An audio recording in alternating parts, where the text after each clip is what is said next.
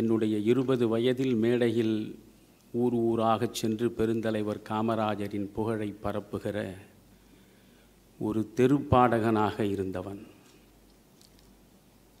50 ஆண்டுகள் முடிந்து இப்பொழுது 70 வயதை கடந்த நிலையில் உங்கள் முன்னாலே நிற்கிறேன். ஆனால் இந்த 50 ஆண்டுகளில் எந்த இடத்திலும் ஒரு நிமிடம் கூட நகைச்சுவையாக நான் பேசிய வழக்கமே கிடையாது. எப்பொழுதுமே மணியன் பேசினால் முகத்தை இறுக்கமாக வைத்து கொண்டு பேசுவான்.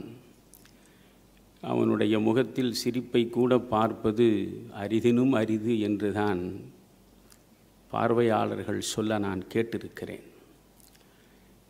ஆனால் சிரிப்பை விட மனிதனுக்கு உற்சாகம் தரக்கூடிய உயர் மருந்து வேறு எதுவுமே இருக்க முடியாது என்பதை நான் அறிவேன்.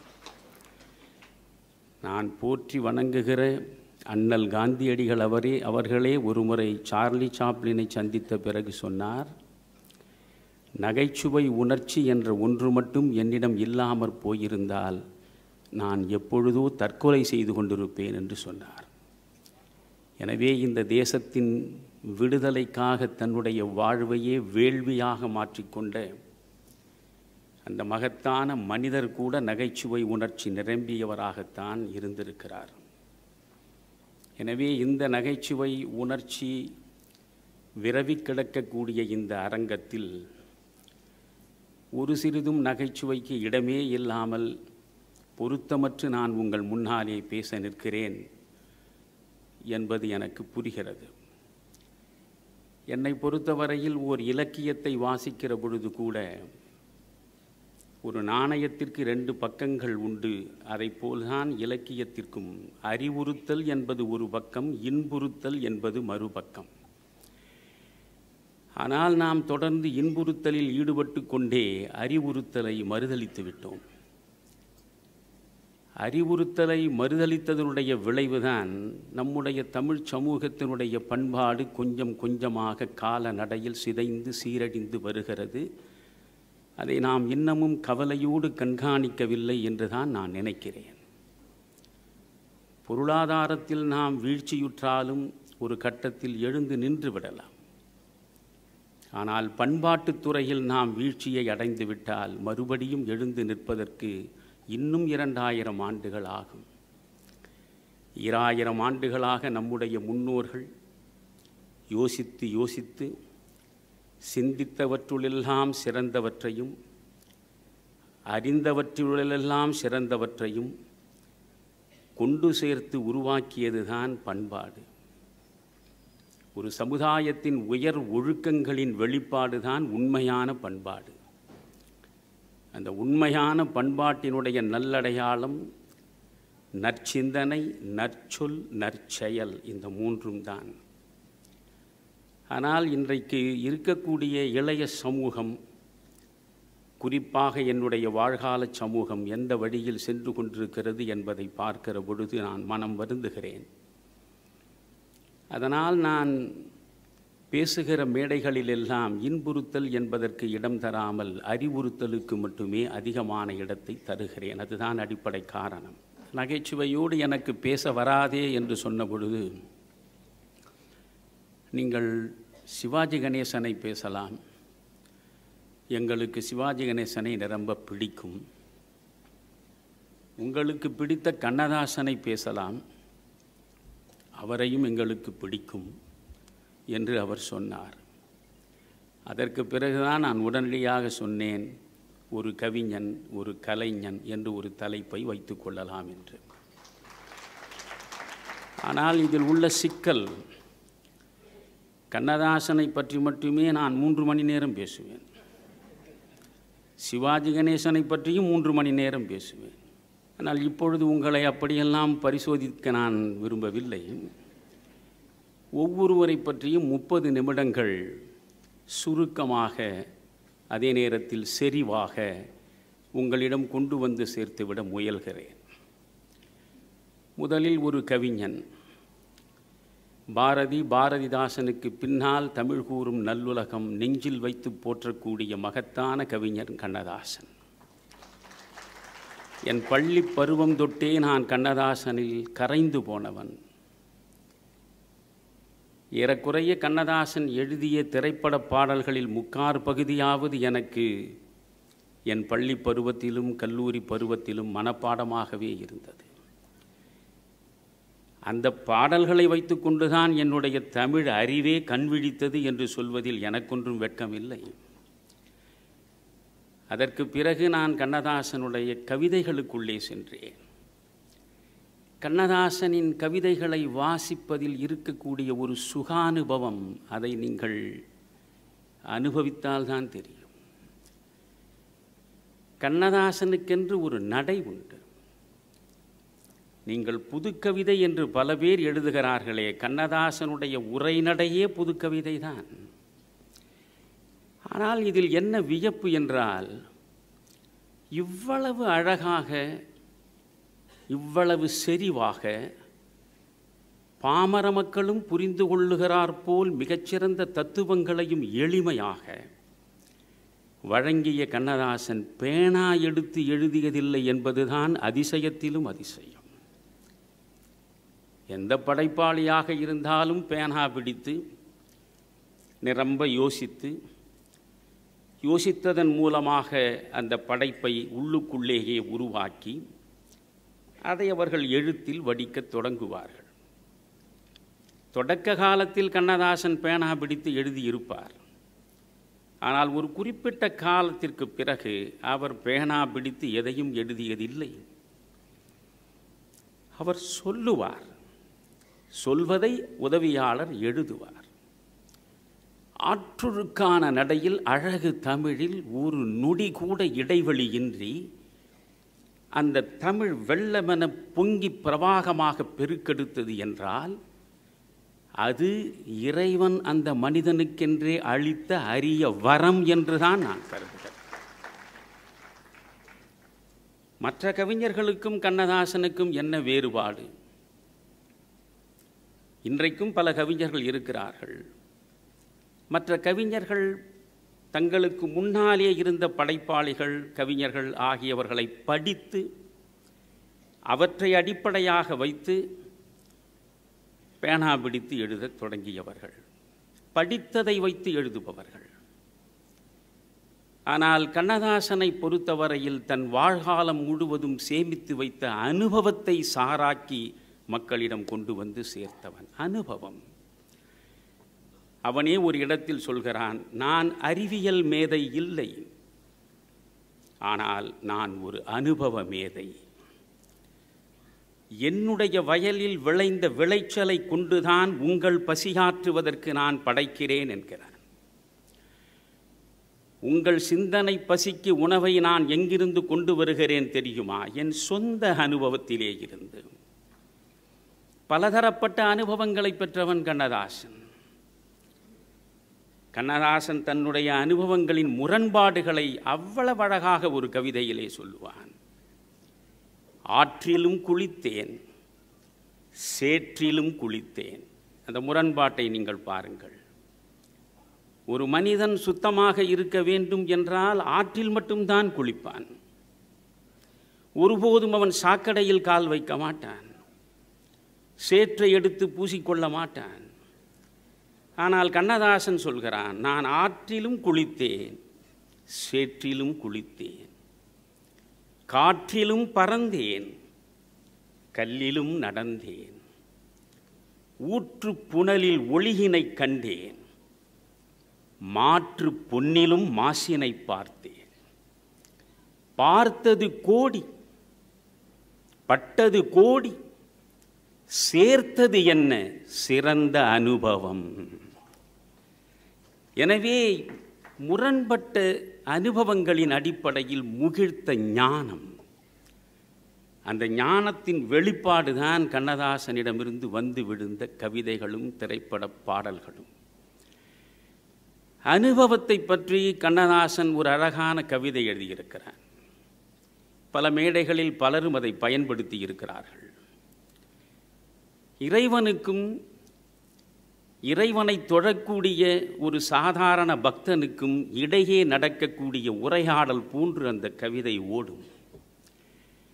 எல்லாம் அறிந்தவன் பரம்பொருள், ஏதுமறியாதவன் பக்தன். ஏதுமறியாத பக்தன் எல்லாம் அறிந்த பரம்பொருளிடம் தன்னுடைய ஐயங்களை தீர்த்து கொள்வதற்காக கேள்விகளை முன்வைக்கிறான். முதல் கேள்வி கேட்கிறான், பிறப்பினில் வருவது யாதெனக் கேட்டேன். இந்த மண்ணில் என்னை நீ பிறக்கச் செய்திருக்கிறாயே, நான் பிறந்ததனால் எனக்கு கிடைக்கப் போவது எது? எதற்காக இந்த மண்ணில் என்னை கொண்டு வந்து படைத்தாய்? பிறப்பினில் வருவது யாதெனக் கேட்டேன், பிறந்து பார் என இறைவன் பணித்தான். பிறந்து பார். கேட்ட கேள்விக்கு உரிய பதில் வரவில்லை. சரி, இரண்டாவது கேள்விக்காவது பதில் கிடைக்குமா என்று நினைத்து, இறப்பினில் வருவது யாதெனக் கேட்டேன், இறந்து பார் என இறைவன் பணித்தான். அதற்கும் உரிய பதில் இல்லை. அன்பெனப்படுவது யாதெனக் கேட்டேன், அழித்துப் பார் என இறைவன் பணித்தான். அறிவெனப்படுவது யாதெனக் கேட்டேன், அறிந்து பார் என இறைவன் பணித்தான். மனையாள் சுகமெனில் யாதெனக் கேட்டேன், மணந்து பார் என இறைவன் பணித்தான். கேட்டவனுக்கு எரிச்சல் வந்து விட்டது. உடனே சொல்கிறான், அனுபவித்தேதான் அறிவது வாழ்வெனில் ஆண்டவனே நீ ஏன் எனக் கேட்டேன், ஆண்டவன் சற்றே அருகு நெருங்கி அனுபவம் என்பதே நான் தான் என்றான். எனவே எங்கும் ஆண்டவனை தேடாதே, உன் அனுபவத்தில் இருந்து அறிவை பெறு. உன் வாழ்வின் ஒவ்வொரு சிக்கலுக்கும் உண்டான தீர்வு உன் அனுபவத்திலிருந்தே கிடைப்பதற்கான வாய்ப்பு இருக்கிறது. எனவே உன் அனுபவத்தை ஆண்டவனாக ஆராதனை செய் என்று கண்ணதாசன் பேசுவான். எனக்குள்ள வியப்பு, கண்ணதாசன் ஒரு கட்டத்தில் கடுமையான நாத்திகனாக இருந்தான். நாத்தடும் வேற மேடைகளில் நாத்திகம் பேசியவன் தான் கண்ணதாசன். பிறகு நாத்திகத்திலே இருந்து விடுபட்டு முழுமையான ஆத்திகனாக மாறி இந்து மதத்தின் அர்த்தங்களை கொண்டு வந்து சேர்ப்பதற்காக அர்த்தமுள்ள இந்து மதத்தை படைத்தான். ஒரு நாத்திகனாக இருந்து ஒரு ஆத்திகனாக மாறிய பின்பு பழைய நாத்திக நண்பர்களை நோக்கி அவன் கேட்டிருக்கக்கூடிய கேள்விகள் ஒரு கவிதையாக வந்திருக்கிறது. அதை நீங்கள் அவசியம் படிக்க வேண்டும். எந்த நாத்திகனாலும் பதில் சொல்ல முடியாது, எந்த பெரியார் வந்தாலும் பதில் சொல்ல முடியாது. அவ்வளவு அற்புதமான கவிதை அது. அந்த நாத்திகரை பார்த்து ரொம்பவும் பணிவோடும் அடக்கத்தோடும் வினயத்தோடும் கண்ணதாசன் கேள்விகளை வைக்கிறான். பல்சான்றீரே, பல்சான்றீரே, நீங்கள் யார்? சாதாரண ஆட்களா? சான்றாண்மை மிக்கவர்கள், அறிவிற் சிறந்தவர்கள். பல்சான்றீரே, பல்சான்றீரே, பகுத்து தொகுக்கும் பல்சான்றீரே. நீங்கள் எதையுமே சொன்னால் அப்படியே ஏற்றுக்கொள்ளக்கூடியவர்கள் இல்லை. ஒவ்வொன்றையும் உங்களுக்குள்ளே பகுத்து தொகுத்து தேர்ந்து தெளிந்து ஒரு முடிவுக்கு வரக்கூடியவர்கள். அதனால் உங்களிடம் நான் இந்த கேள்விகளை கேட்கிறேன். பல்சான்றீரே, பல்சான்றீரே, பகுத்து தொகுக்கும் பல்சான்றீரே, கல் மண் தீ நீர் காற்று என புவியோ பல் பொருள் வந்து சேர்ந்ததே அது எவ்விதம்? கல் மண் தீ நீர் காற்றென புவியோர் பல்பொருள் பெற்றோமே, அது எப்படி வந்து சேர்ந்தன? இவற்றுக்கு உங்களால் தெளிவான பதிலை தேடித்தர முடியுமா? நான் பிஎஸ்சி ஜியாகிரபி படித்தவன். வானவியல் என்பதும் அதில் ஒரு பாடமாக இருந்திருக்கிறது. கோள்களை பற்றியும் படித்திருக்கிறேன், ஜியாலஜி படித்திருக்கிறேன், நிலவியலை பற்றி. இது இப்படி இருக்கலாம், அது அப்படி இருக்கலாம் என்று தான் சொல்ல முடியுமே தவிர இது இப்படித்தான் இருந்தது அல்லது இப்படித்தான் பிறந்தது என்று யாரும் சொல்ல முடியாது. எனவே கல் மண் தீ நீர் காற்றென புவியோர் பெற்ற பொருள் அனைத்தும் எப்படி வந்தது எனக்கு சொல். வானிடை மதியும் மண்ணிடை கடலும் தானே இயங்கும் தத்துவம் யார் செயல்? வானிடை மதியமும், வானில் நிலா வருகிறதே, எப்படி வருகிறது? எவனால் வருகிறது? மண்ணிடை கடலும். இந்த மயிலாப்பூரிலே இருந்து 2 கிலோமீட்டர் தூரத்தில் கடல் இருக்கிறதே. இரவு பொழுதில் அந்த கரையை தாண்டி கடல் அலைகள் வந்து நகரம் முழுவதுமே மூழ்கிவிடும் என்று அஞ்சி ஒரு நாளாவது நாம் தூங்காமல் இருந்திருக்கிறோமா? எவனுக்கோ செய்து கொடுத்த சத்தியத்தை காப்பது போல கரையை தொட்டுவிட்டு திரும்ப திரும்ப சென்று கொண்டிருக்கிறதே, இல்லையா? இயற்கையோடு நாம் விளையாடுவதனால் சில நேரங்களில் அது சீற்றத்தை வெளிப்படுத்துகிறது, அவ்வளவுதான். எனவே வானிடை மதியமும் மண்ணிடை கடலும் தானே இயங்கும் தத்துவம் யார் செயல்? பதில் சொல். ஒரு துளி விந்து உடலினிற் கலந்து உயிரொடு செவி வாய் கண் எனப் பிறந்து 10ஆம் மாதம் பளிங்கு போல் வெளிவரும் வித்தை யார் செயல்? விளக்கம் எப்படி? சொல். ஒரு துளி விந்து தானே உடலில் செல்கிறது. அந்த ஒரு துளி விந்து எப்படி செவியாகவும் வாயாகவும்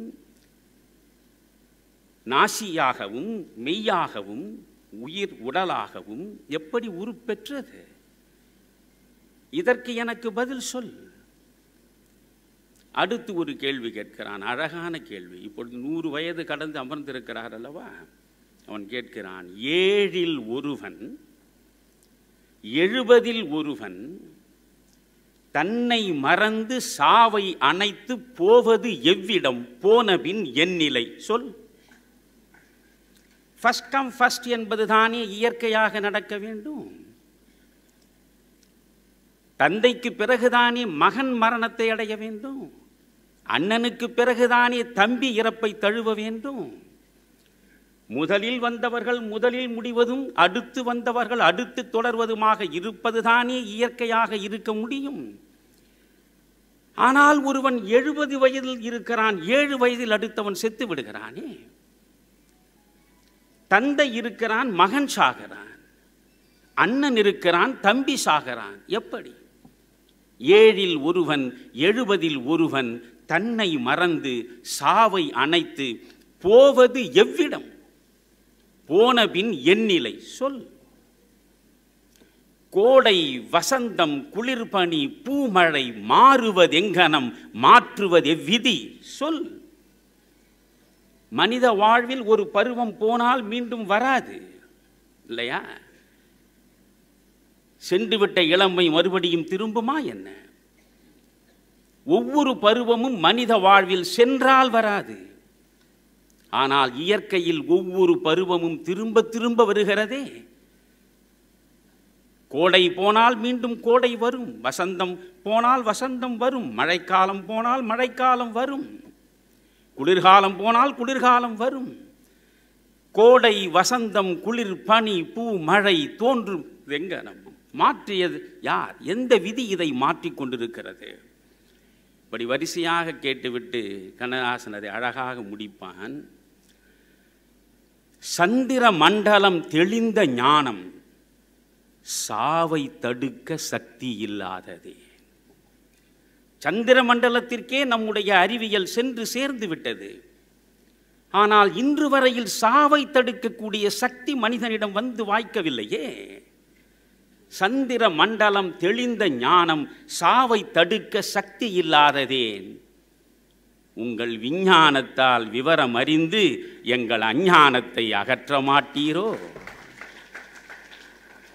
இவற்றிற்கெல்லாம் எந்த பகுத்தறிவாளனாவது பதில் சொல்லிவிட முடியுமா என்ன? இப்படியெல்லாம் கவிதைகளுக்குள்ளே கண்ணதாசன் எழுதி வைத்திருக்கக்கூடியவற்றை சொல்லிக்கொண்டே போனால் ஏராளமாக சொல்லலாம். நான் ஒவ்வொரு இடத்திலும் சொல்லுவேன், சலிக்காமல் சோர்வின்றி சலிப்பின்றி சொல்லுவேன். ஏனென்றால் என்னை வியக்க வைக்கக்கூடிய கவிதை அது. சங்ககாலத்து புலவனுக்கு இருக்கக்கூடிய செம்மாந்த செருக்கோடு கண்ணதாசன் தன்னை முகம் காட்டிய கவிதை அது.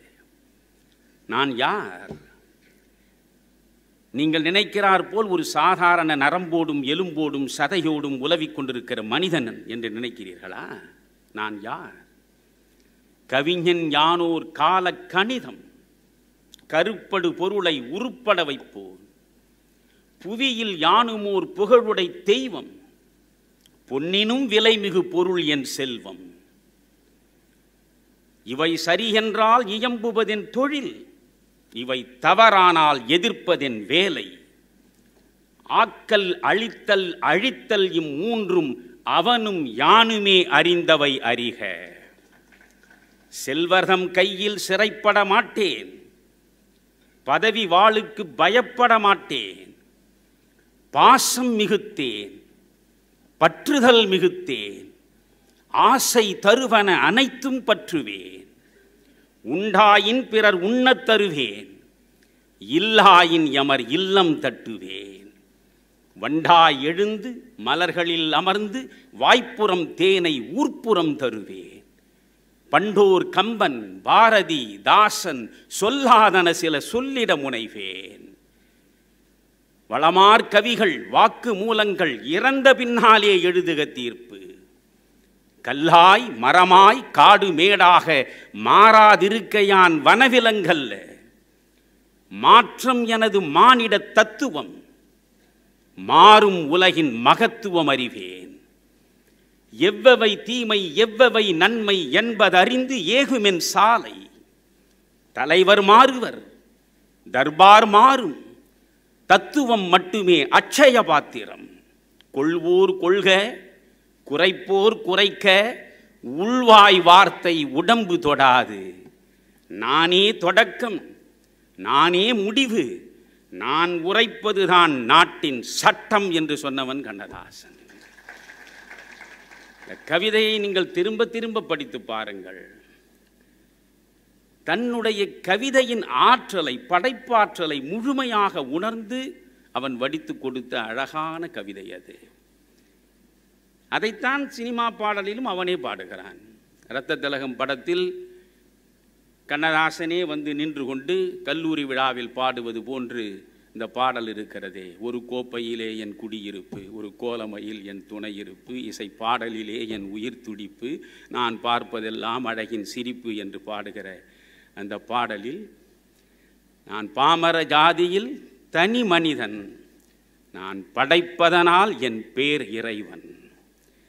பாமர ஜாதியில் நான் தனி மனிதன், படைப்பதனால் என் பேர் இறைவன்.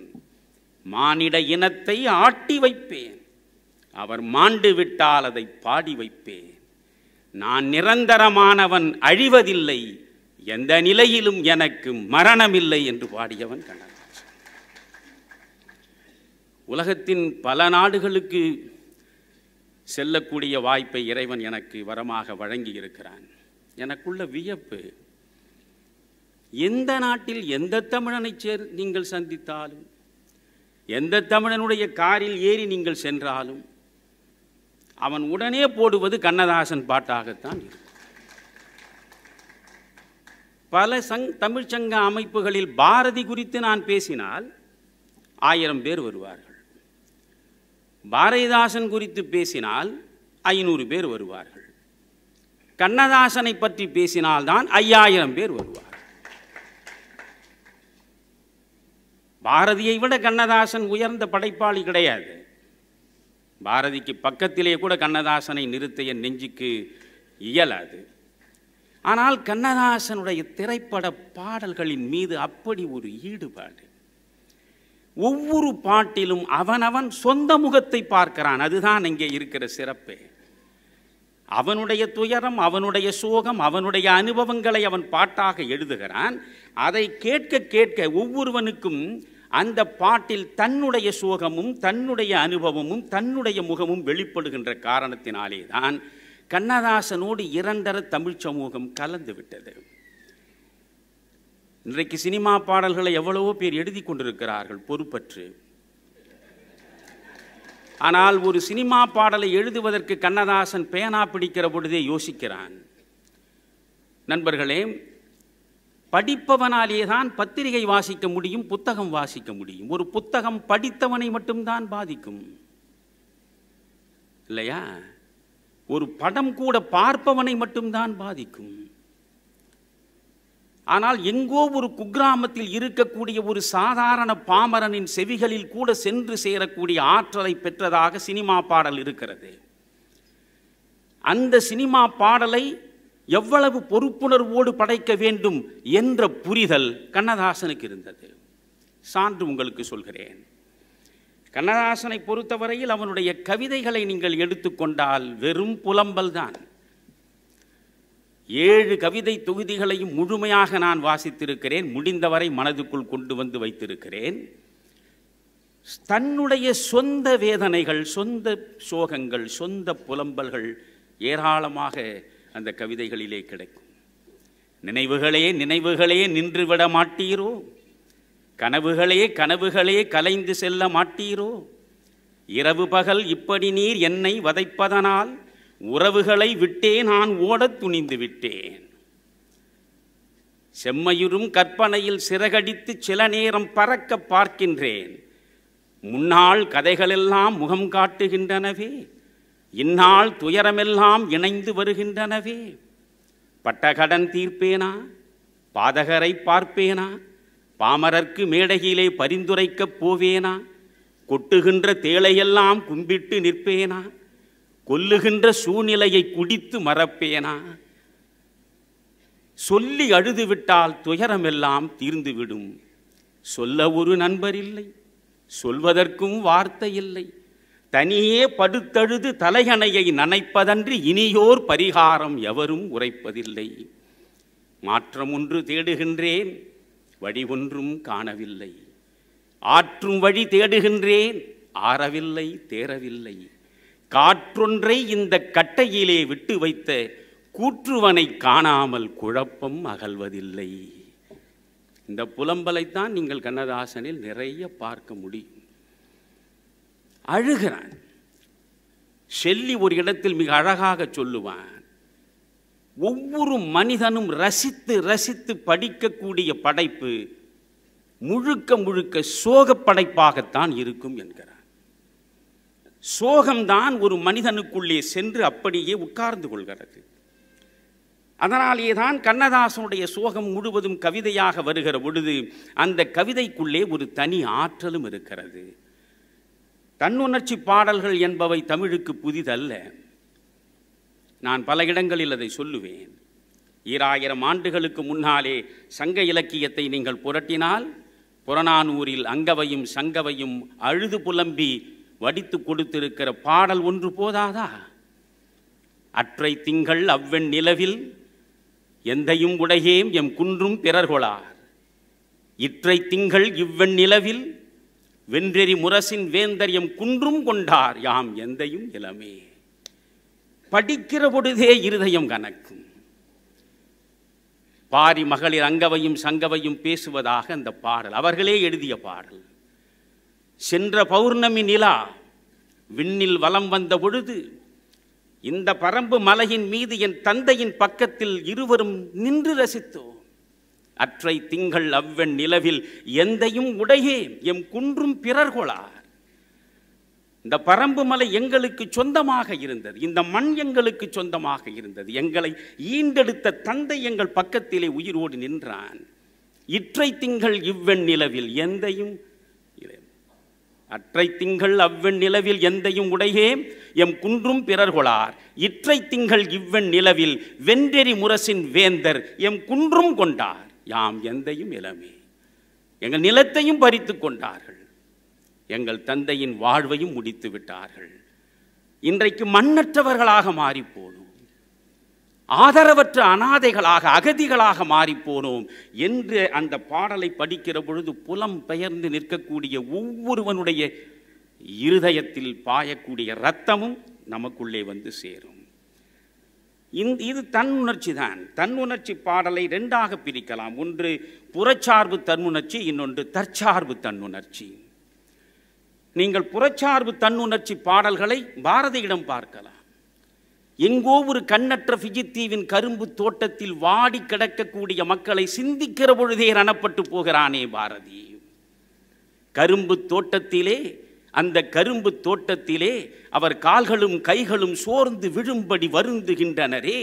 இந்து மாதர்தம் நெஞ்சம் கொதித்து கொதித்துமை சுருங்குகின்றனரே. அவர் துயர்களை தீர்க்க ஓர் வழியிலையோ, ஒரு மருந்து இதற்கிலையோ, செக்கு மாடுகள் போல் உழை தேங்குகின்றார் அந்த கரும்பு தோட்டத்திலே. பெண் என்று சொல்லிடிலோ ஒரு பேயும் இறங்கும் என்பார். தெய்வமே நின் எண்ணம் இறங்காதோ? வீட்டை நினைப்பாரோ? எந்த நாளினி போயதை காண்பதென்றே தங்கள் நாட்டை நினைப்பாரோ? அவர் விம்மி விம்மி விம்மி விம்மி அழும் குரல் கேட்டிருப்பாய் காற்றே, அவர் விம்மி அழவும் திறங்கெட்டு போயினரே என்று பாரதி பாடுகிற பொழுது அது புறச்சார்பு தன்னுணர்ச்சி. அவனுடைய சொந்த பாதிப்பு இல்லை. எங்கோ சமூகத்தில் ஒரு அவலம் அரங்கேறுகிற பொழுது அதை காணச் சகியாமல் எழுதிய பாட்டு அது. அதே போன்றுதான் பாரதிதாசனை பார்த்தாலும் இளம் பருவத்திலேயே விதவையாகிவிட்ட ஒரு பெண்ணை பார்க்கிற பொழுது பாரதிதாசன் அதை எப்படி பாடுகிறான்? அவனே விதவையாக அந்த டிரான்ஸ்ஃபர்மேஷன் நடக்கிறது. ஒரு விதவையை பற்றி பாடுவதென்பது வேறு, ஒரு விதவையாகவே மாறி பாடுவதென்பது வேறு. பாரதிதாசன் அப்படித்தான் பாடுகிறான். கோரிக்கையற்று கிடக்குதன்னே இங்கு வேரில் படுத்த பலா, மிக கொடியதென்றெண்ணிடப்பட்ட தன்னே குளிர் வடிகின்ற வட்ட நிலா. இந்த கவிதையை நீங்கள் படித்து பார்க்க வேண்டும். இவையெல்லாம் புறச்சார்பு தன்னுணர்ச்சி. ஆனால் கண்ணதாசனை பொறுத்தவரையில் தற்சார்பு தன்னுணர்ச்சி. தன்னுடைய சொந்த சோகத்தை முழுக்க முழுக்க அவன் பாடல்களாக இறக்கி வைத்தான். அவற்றையெல்லாம் சொல்லலாம். அவனுக்கு அழுவதிலே ஒரு சுகம் இருந்தது. அழுகையை பற்றி பாடும் அருகதை எனக்கே உண்டு என்று அதற்கு அவன் சொந்தம் வேறு கொண்டாடுகிறான். ஒரு இடத்தில் அவன் சொல்லுகிறான், சீசரை பெற்ற தாயும் சிறப்புறப் பெற்றாள், நாசரை பெற்ற தாயும் நலம் பெறப் பெற்றாள், காமராசரை பெற்றதாயும் நாட்டிற்கே பெற்றாள், என்னை ஆசையாய் பெற்ற தாயோ அழுவதற்கென்றே பெற்றாள். பிறப்பிலும் அழுதேன், வந்து பிறந்த பின் அழுதேன், வாழ்க்கை சிறப்பிலும் அழுதேன், ஒன்றி சேர்ந்தவர் சிலரால் சுற்று மறைப்பிலும் அழுதேன், உள்ளே மனத்துளும் அழுதேன், ஊரார் இறப்பிலே அழுவதெல்லாம் இதுவரை அழுதுவிட்டேன் என்கிறான். தொழுவது சுகமா? வண்ணத் தோகையின் கனிந்த மார்பில் விழுவது சுகமா? உண்ணும் விருந்துதான் சுகமா? இல்லை, பழகிய காதல் எண்ணி பள்ளியில் தனியே சாய்ந்து அழுவது சுகம் என்பேன் யான் அறிந்தவர் அறிவாராக. இப்படி அழுவதிலே சுகம் கண்டவன் கண்ணதாசன். அழுது அழுது பாடியவன். ஆனால் அவன்தான் திரைப்பட பாடலுக்கு வருகிற பொழுது தன் சொந்த சோகத்தை கொண்டு வந்து சேர்க்கவில்லை. அழுது அழுது கவிதைகளை படைத்த அந்த கண்ணதாசன் சினிமா பாடலை எழுதுகிற பொழுது, பிறக்கும் போதும் அழுகின்றாய், இறக்கும் போதும் அழுகின்றாய், ஒரு நாளேனும் கவலை இல்லாமல் சிரிக்க மறந்தாய் மானிடனே. நீங்கள் ஷெல்லியையே எடுத்துக்கொண்டால், ஷெல்லி தன்னுடைய சோகத்தை கண்ணதாசனைப் போலவே ஆங்கில இலக்கியத்தில் கொட்டுகிறான். கண்ணதாசன் பேசியதைப் போல அங்கே பைரன், ஷெல்லி, கீட்ஸ் 3 பேரையும் நீங்கள் படித்து பார்த்தால்தான் அந்த இலக்கிய இன்பம் உங்களுக்குள்ளே வந்து சேரும். அங்கே ஷெல்லி சொல்லுவான், lift me as a wave, a leaf, a cloud. Lift me as a wave, a leaf, a cloud. I fall upon the thorns of life, I bleed என்பான் ஷெல்லி. அலையைப் போல், இலையைப் போல், மேகத்தைப் போல் காற்றே என்னை சுமந்து செல். வாழ்க்கை முட்களின் மீது நான் விழுந்து ரணப்பட்டு கிடக்கிறேன், இரத்தம் கசிகிறது என்று சொந்த சோகத்தை சொல்லுகிற அந்த ஷெல்லிதான் மக்களிடம் பேசுகிற பொழுது சொல்கிறான் எவ்வளவு நம்பிக்கையோடு, if winter comes can spring be far behind. இன்றைக்கு குளிர்காலம் வந்துவிட்டது என்று நடுங்காதே, விரைவில் வசந்த காலம் வரும் என்று மகிழ்ச்சியோடு எதிர்பார்த்து இரு என்று பேசுகிற ஷெல்லியை போல தன்னுடைய கவிதை படைப்பில் அழுது அழுது புலம்பக்கூடிய கண்ணதாசன் சினிமா என்று வருகிற பொழுது எப்படியெல்லாம் உங்களுக்குள்ளே தன்னம்பிக்கையை தேடி தந்திருக்கிறான். அந்த ஒரு பாடலை பாருங்கள், இன்று எழுத சொல்லுங்கள், நான் கேட்கிறேன். எனக்குள்ள சில வருத்தங்கள் உண்டு. பெருந்தலைவர் காமராஜர் என்பது எல்லா மக்களாலும் பேசப்பட்ட நிலையில் அதை சகித்து கொள்ள முடியாத ஒரு மனிதர் ஒன்றிய தலைவர்களாக தேர்ந்தெடுக்கப்பட்டவர்களை எல்லாம் இனி ஒன்றிய பெருந்தலைவர்கள் என்று அழைக்க வேண்டும் என்று சொல்லிவிட்டார். அப்படி என்றால் ஒன்றிய பெருந்தலைவர்கள் எல்லாரும், காமராஜர் என்ன பெருந்தலைவர்? ஒன்றிய பெருந்தலைவர்கள். தமிழ்நாடு முழுவதும் பெருந்தலைவர்களை உருவாக்கி அதிலே ஒரு மகிழ்ச்சி. கண்ணதாசன் கவியரசரா? கவியரசர் கண்ணதாசன் என்பதற்கு மேல் நாம் ஒன்றை சொல்ல வேண்டுமே, அதனால் இன்னொன்றை சொன்னார். அங்கே நான் போக விரும்பவில்லை. ஆனால் கண்ணதாசனுக்கு ஈடு இணையே கிடையாது. நான் ஒன்று தெளிவாக சொல்கிறேன், பட்டுக்கோட்டை கல்யாண சுந்தரம் மறைவுக்கு பிறகு கண்ணதாசனுக்கு இணை சொல்ல ஒரு கவிஞன் கூட இன்று வரையில் திரைப்பட உலகத்தில் உருவாகவில்லை. வெறும் வார்த்தை விளையாட்டுத்தான் உங்களிடம். தத்தகாரத்திற்கு ஏற்றாற்போல் எதையாவது எழுதி நீங்கள் வாழ்ந்து கொண்டிருக்கிறீர்கள். ஆனால் கண்ணதாசன் அப்படியல்ல. இந்த ஒரு பாடலை பாருங்கள். பிறக்கும் போதும் அழுகின்றாய், இறக்கும் போதும் அழுகின்றாய், ஒரு நாளேனும் கவலை இல்லாமல் சிரிக்க மறந்தாய் மானிடனே. இங்கேதான் ஆழமாக யோசிக்க வேண்டும். உலகத்தில் எண்ணற்ற உயிரினங்கள் இருக்கின்றனவே, இந்த எண்ணற்ற உயிரினங்களில் இறைவன் மனிதனுக்கு மட்டும்தானே 2 சீதனங்களை வழங்கி இருக்கிறான். ஒன்று சிரிப்பு, இன்னொன்று சிந்தனை. சிரிக்க மனிதனால் மட்டும்தான் முடியும். எலி சிரிக்குமா? புலி சிரிக்குமா? கிளி சிரிக்குமா? மான் சிரிக்குமா? மயில் சிரிக்குமா? எந்த விலங்கும் சிரிக்க முடியாது, எந்த பறவையும் சிரிக்க முடியாது. மனிதன் மட்டும்தான் சிரிக்க முடியும். எந்த விலங்குக்கும் எந்த பறவைக்கும் சிந்தனை கிடையாது. மனிதனால் மட்டும்தான் சிந்திக்க முடியும். அதனாலே தான் தெக்கார்தோ என்கிற பொருளியல் மேதை மிக அழகாக சொன்னான், I think therefore I am என்றான். I think therefore I am. நான் சிந்திக்கிறேன், ஓ நான் மனிதனாக இருக்கிறேன். மனிதனுக்கு மட்டும்தான் சிந்தனை சொந்தம், மனிதனுக்கு மட்டும்தான் சிரிப்பு சொந்தம். ஆனால் இதில் உள்ள முரண்பாடு பார்த்தீர்களா? பறவைக்கு சிரிக்க தெரியாது, விலங்குக்கு சிரிக்க தெரியாது. ஆனால் எந்த பறவையும் எந்த விலங்கும் காலம் முழுவதும் கண்ணீர் விட்டு அழுவதும் கிடையாது. சிரிக்க தெரியாத பறவையும் விலங்கும் மகிழ்ச்சியாக இருக்கின்றன. சிரிப்பதற்கென்றே பிறப்பெடுத்த மானிட ஜாதி பிறப்பு தொட்டு இறப்பு வரை அழுது கொண்டே இருக்கிறது. காரணம் என்ன? பறவைக்கும் விலங்குக்கும் தேவைகள் குறைவு, ஆசைகள் குறைவு. நமக்கு தேவைகளும் ஆசைகளும் எண்ணற்றவை, அதற்கு அளவே கிடையாது. எந்த இடத்தில் ஆசையும் தேவையும் எல்லையற்று அதிகரித்து கொண்டு செல்கிறதோ அங்கு அழுகைதான் வந்து சேரும். அமைதி நிச்சயமாக இல்லாமற் போகும். அதனாலேதான் திருமூலன் 2 வரியில் அழகாக சொன்னான், ஆசை பட பட ஆய் வரும் துன்பங்கள், ஆசை விட விட ஆனந்தம் ஆகுமே. ஆனந்தமாக இருக்க வேண்டும் என்றால் ஆசையற்றது என்றான். சிரிக்க தெரிந்த மனிதன் அழுகிறானே, இதைத்தான் கண்ணதாசன் இதில் கொண்டு வந்து சேர்க்கிறான். பிறக்கும் போதும் அழுகின்றாய், இறக்கும் போதும் அழுகின்றாய், ஒரு நாளேனும் சிரிக்க மறந்தாய் மானிடனே. சினிமா பாட்டா அது? இரவின் கண்ணீர் பனித்துளி என்பார், முகிலின் கண்ணீர் மழையென சொல்வார். இயற்கை அழுதால் உலகம் செழிக்கும், மனிதன் அழுதால் இயற்கை சிரிக்கும் என்கிறான் கண்ணதாசன். வானம் மழையாக பொழிகிறது, இயற்கை அழுகிறது, அதனால் உலகம் செழிக்கிறது. ஆனால் சிரிப்பதற்கென்றே பிறந்த நீ அழுகிறாயே, அதை பார்த்து இயற்கை சிரிக்கிறது. அதற்கு அடுத்த அந்த சரணம்தான் அற்புதம். எல்லா வேதங்களும் எல்லா உபனிஷதங்களும் திரும்ப திரும்ப கொண்டு வந்து சேர்க்க நினைக்கிற அந்த செய்தியை ஒரு சாதாரண சினிமா பாட்டில் போகிற போக்கில் கண்ணதாசனாலே தான் சொல்ல முடிந்தது.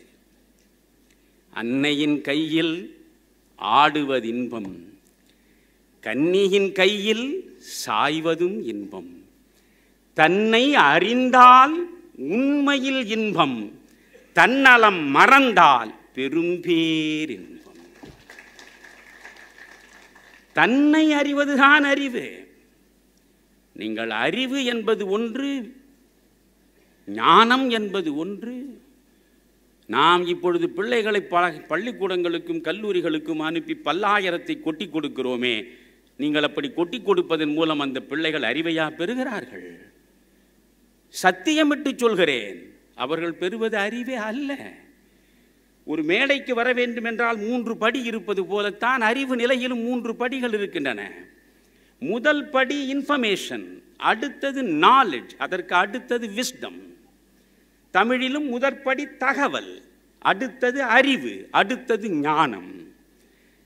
தகவல், இன்றைக்கு இருக்கக்கூடிய கல்வி அமைப்பு பிள்ளைகளுக்கு எதை கொடுக்கிறது? பிள்ளைகள் எதை பெறுகிறார்கள்? they are collecting, they are acquiring, they are gathering only information, not knowledge. Knowledge is entirely different. ஞானம் வேறு, அறிவு வேறு, தகவல் வேறு. அறிவு என்பது எது? தன்னை அறிவதுதான். அதனால்தான் விவேகானந்தர் சொன்னார், நோ யுவர் செல்ஃப். உன்னை அறி முதலில். உலகை அறிந்து பயனில்லை, உன்னை அறி. உன்னை அறிவதற்கு உள்ளே செல் என்றார். தன்னை அறிய தனக்கு ஒரு கேடில்லை என்றான் திருமூலன். தீதும் நன்றும் பிறர் தர வாரா என்றான் கணியன் பூங்குன்றன். எனவே தன்னை அறிய வேண்டும். இதை இவ்வளவு பெரிய ஞான புதையலை ஒரு சாதாரண சினிமா பாட்டில் எவ்வளவு அழகாக கொண்டு வந்து சேர்க்கிறான். தன்னை அறிந்தால் உண்மையில் இன்பம், தன்னலம் மறந்தால் பெரும் பேரின்பம். இந்த 2 வரியில் அத்தனை வேதமும் அத்தனை உபநிஷத்து கருத்துக்களும் ஒன்றாக வந்து உட்கார்ந்து விடுகின்றன. அதுதான் கண்ணதாசன். கண்ணதாசனுடைய கவிதைகளை பற்றி நிறைய பேசினால் நீங்கள் கொஞ்சம் சலிப்படைந்து விடுவீர்கள், எனக்கு புரிகிறது. கண்ணதாசனுடைய சினிமா பாடல்கள் என்றால் மிகச்சிறந்த பாடல்கள் என்று நீங்கள் எடுத்தாலும் ஒரு 500 பாடல்களையாவது நிச்சயமாக நீங்கள் எடுக்க முடியும், ஈடு இணையற்ற பாடல்கள் என்று. சரி, காதலை எடுத்துக்கொள்ளுங்கள். காதல் தான் கண்ணதாசனுக்கு. காதலின் மறு வடிவம் தான் அவன். எப்படி வந்து கீட்ஸ் பேசுகிற பொழுது லவ் இஸ் மை ரெலிஜன் என்று சொல்கிறான், காதல் தான் என் மதம் என்கிறான். I could be martyred for my religion, love is my religion. இந்த காதலுக்காக என்னை நான் சிலுவையில் அறைந்து கொள்ளக்கூட தயார், காதல் தான் என் மதம் என்கிறானே.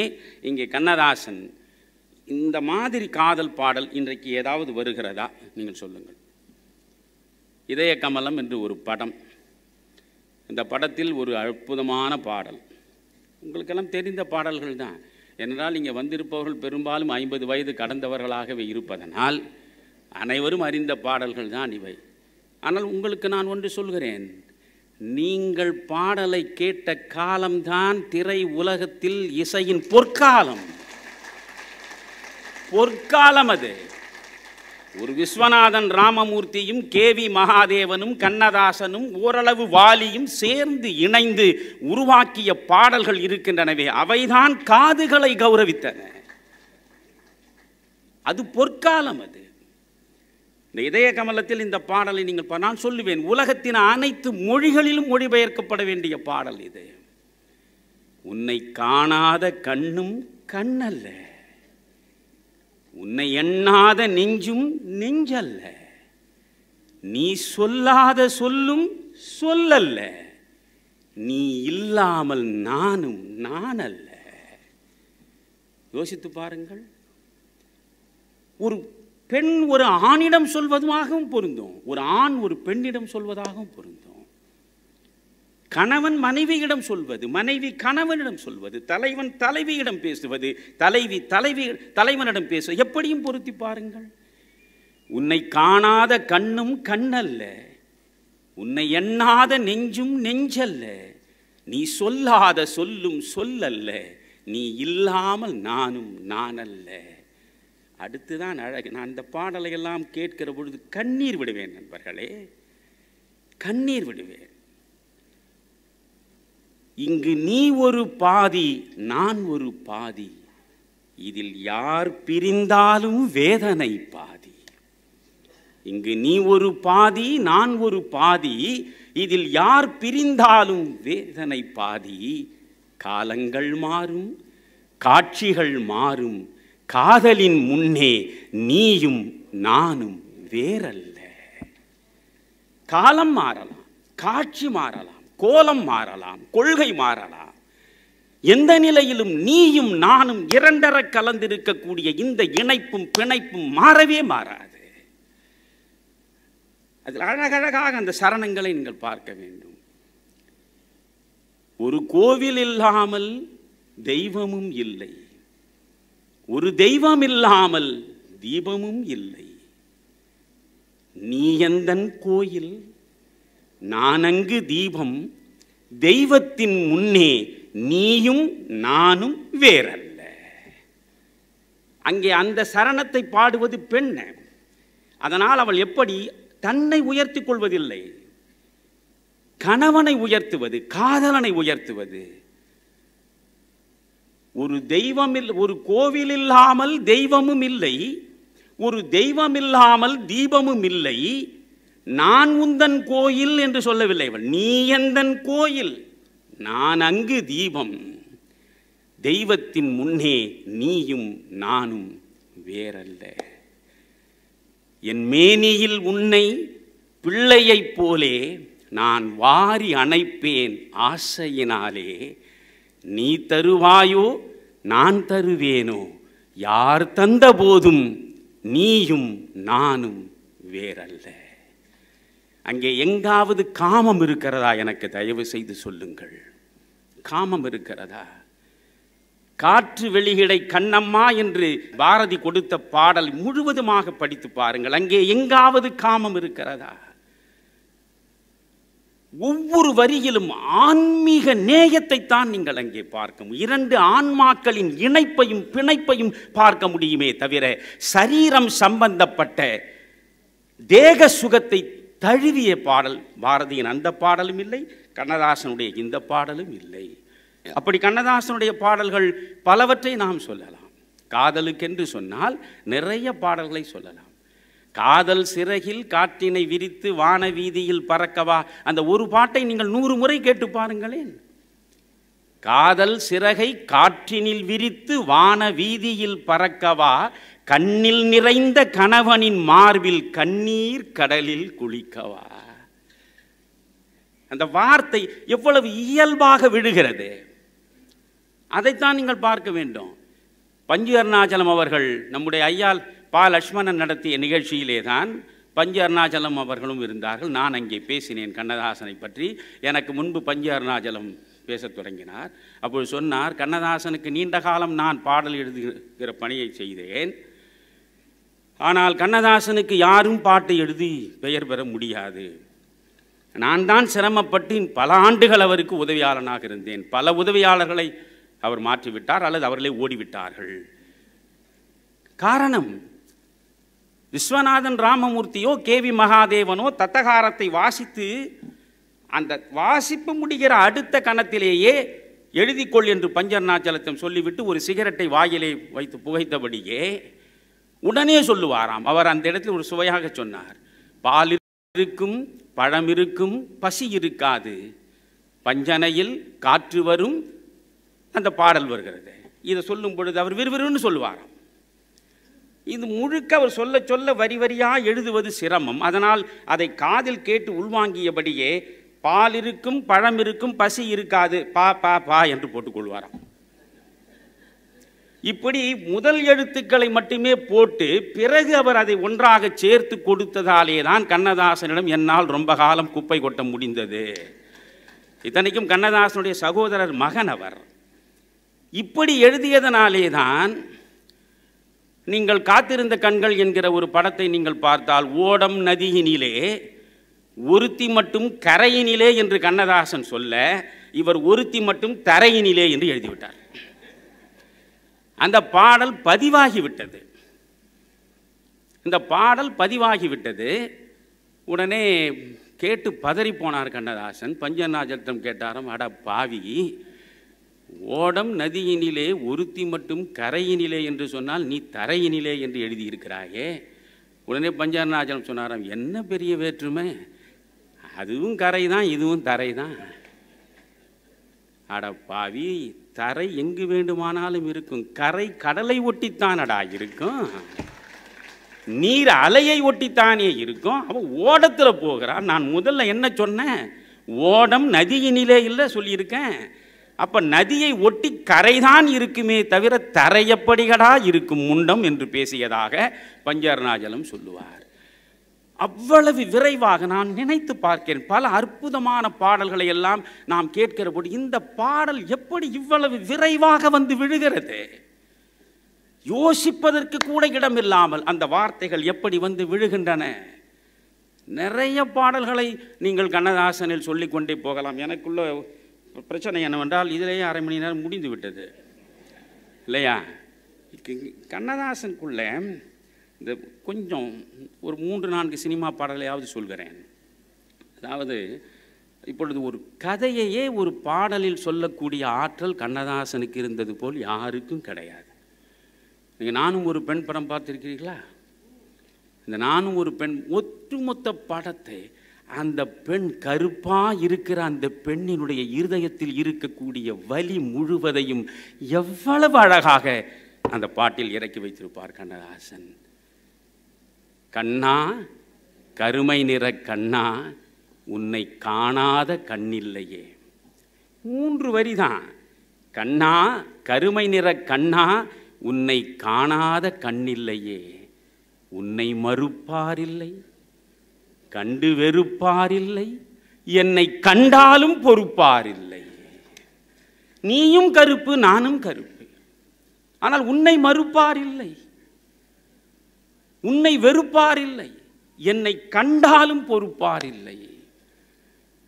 மனம் பார்க்க மறப்போர் முன் படைத்தாய் கண்ணா, நிறம் பார்த்து வெறுப்போர் முன் கொடுத்தாய் கண்ணா, இனம் பார்த்து என்னை சேர்க்க மறந்தாய் கண்ணா, நல்ல இடம் பார்த்து சிலையாக அமர்ந்தாய் கண்ணா.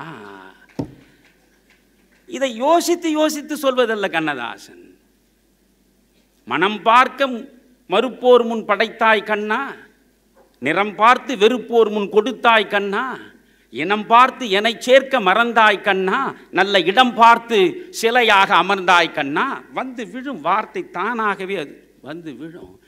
ஒரு பாத்திர படைப்பினுடைய முழுமையை அப்படியே ஒரு பாட்டில் கொண்டு வந்து சேர்ப்பது.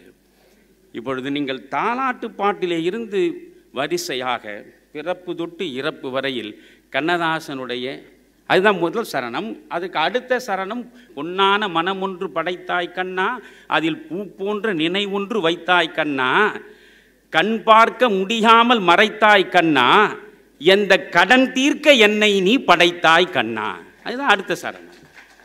எனவே இந்த பாடலை நீங்கள் பார்க்கும்போது இதெல்லாம் வெறும் பாடலா நீ யோசிக்கணும். நான் இந்த மயக்கமா கலக்கமா பற்றி பல இடங்களில் சொல்லியிருக்கிறேன். அதாவது ஒரு ஃபிலசாபிக்கல் டச், ஒரு லாஜிக்கல் கன்க்ளூஷன், இதையெல்லாம் ஒரு பாடலில் நீங்கள் கண்ணதாசனிடம் பார்க்கலாம். நீங்கள் இப்பொழுது தொலைக்காட்சியில் ஒரு விளம்பரம் என்று வைத்துக் கொள்ளுங்களேன். தலைவலியா? ஆமாம்ப்பா. இடுப்பு வலியா? ஆமாம்ப்பா. மூட்டு வலியா? ஆமாம்ப்பா. அமிர்தாஞ்சனம் தடவுங்கள் இல்லையா? இதே உத்தியை தான் கண்ணதாசன். மயக்கமா? ஆமாம். கலக்கமா? ஆமாம். மனதிலே குழப்பமா? ஆமாம். வாழ்க்கையில் நடுக்கமா? ஆமாம். மயக்கமா, கலக்கமா, மனதிலே குழப்பமா, வாழ்க்கையில் நடுக்கமா? ஆமாம். உடனே வாழ்க்கை என்றால் 1000 இருக்கும்.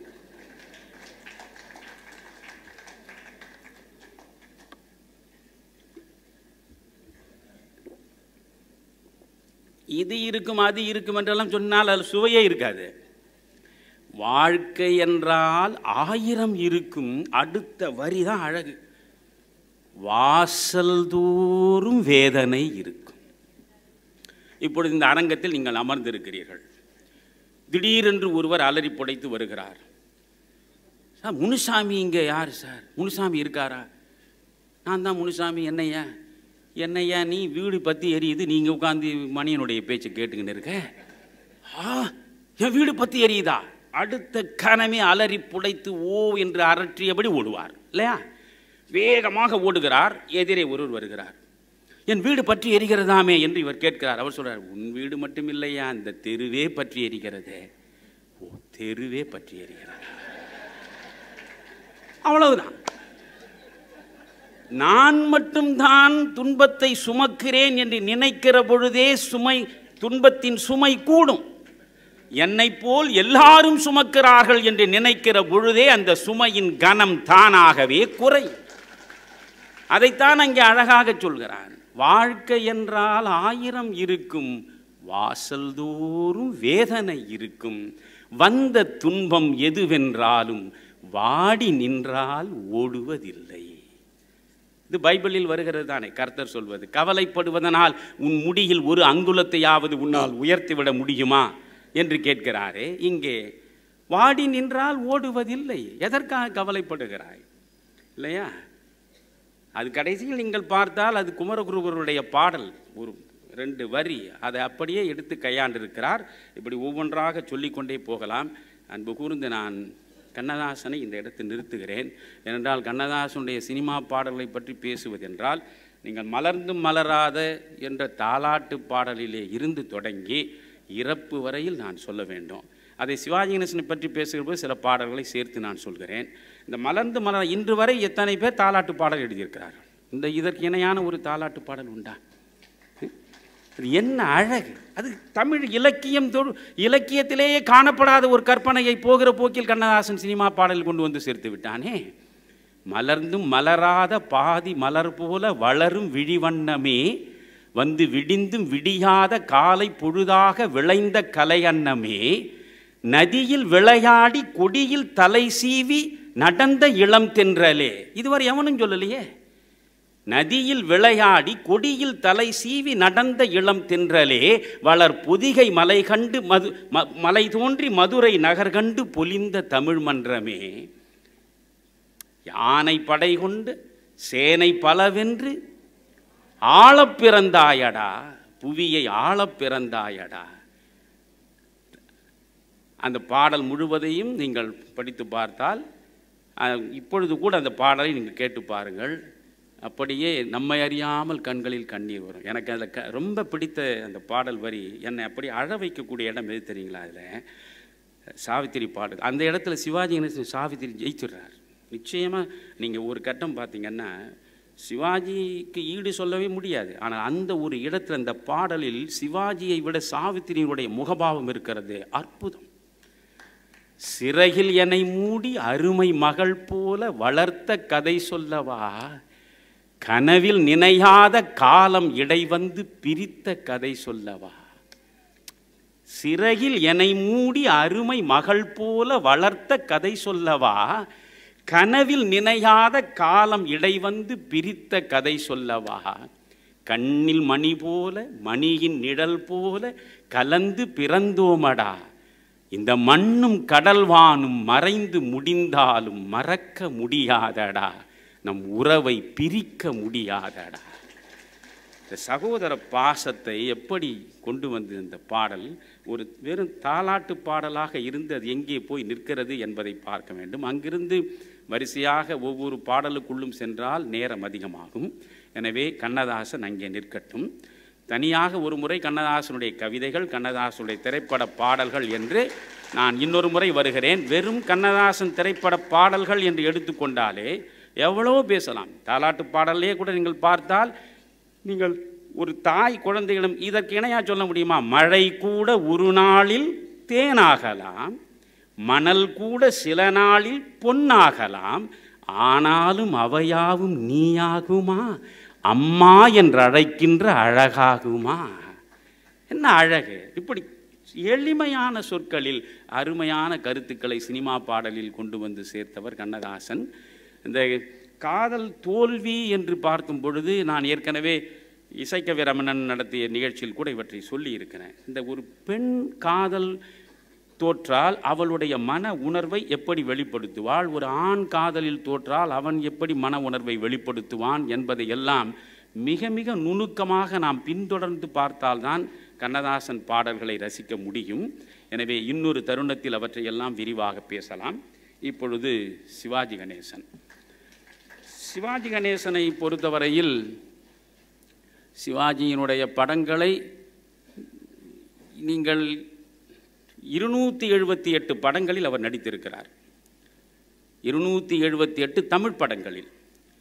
பிறமொழி படங்கள் 12 படங்கள் நடித்திருக்கிறார். ஆக ஏறக்குறைய 300 படங்கள் நடித்திருக்கிறார். 300 பாத்திரங்களாக வாழ்ந்திருக்கிறார்.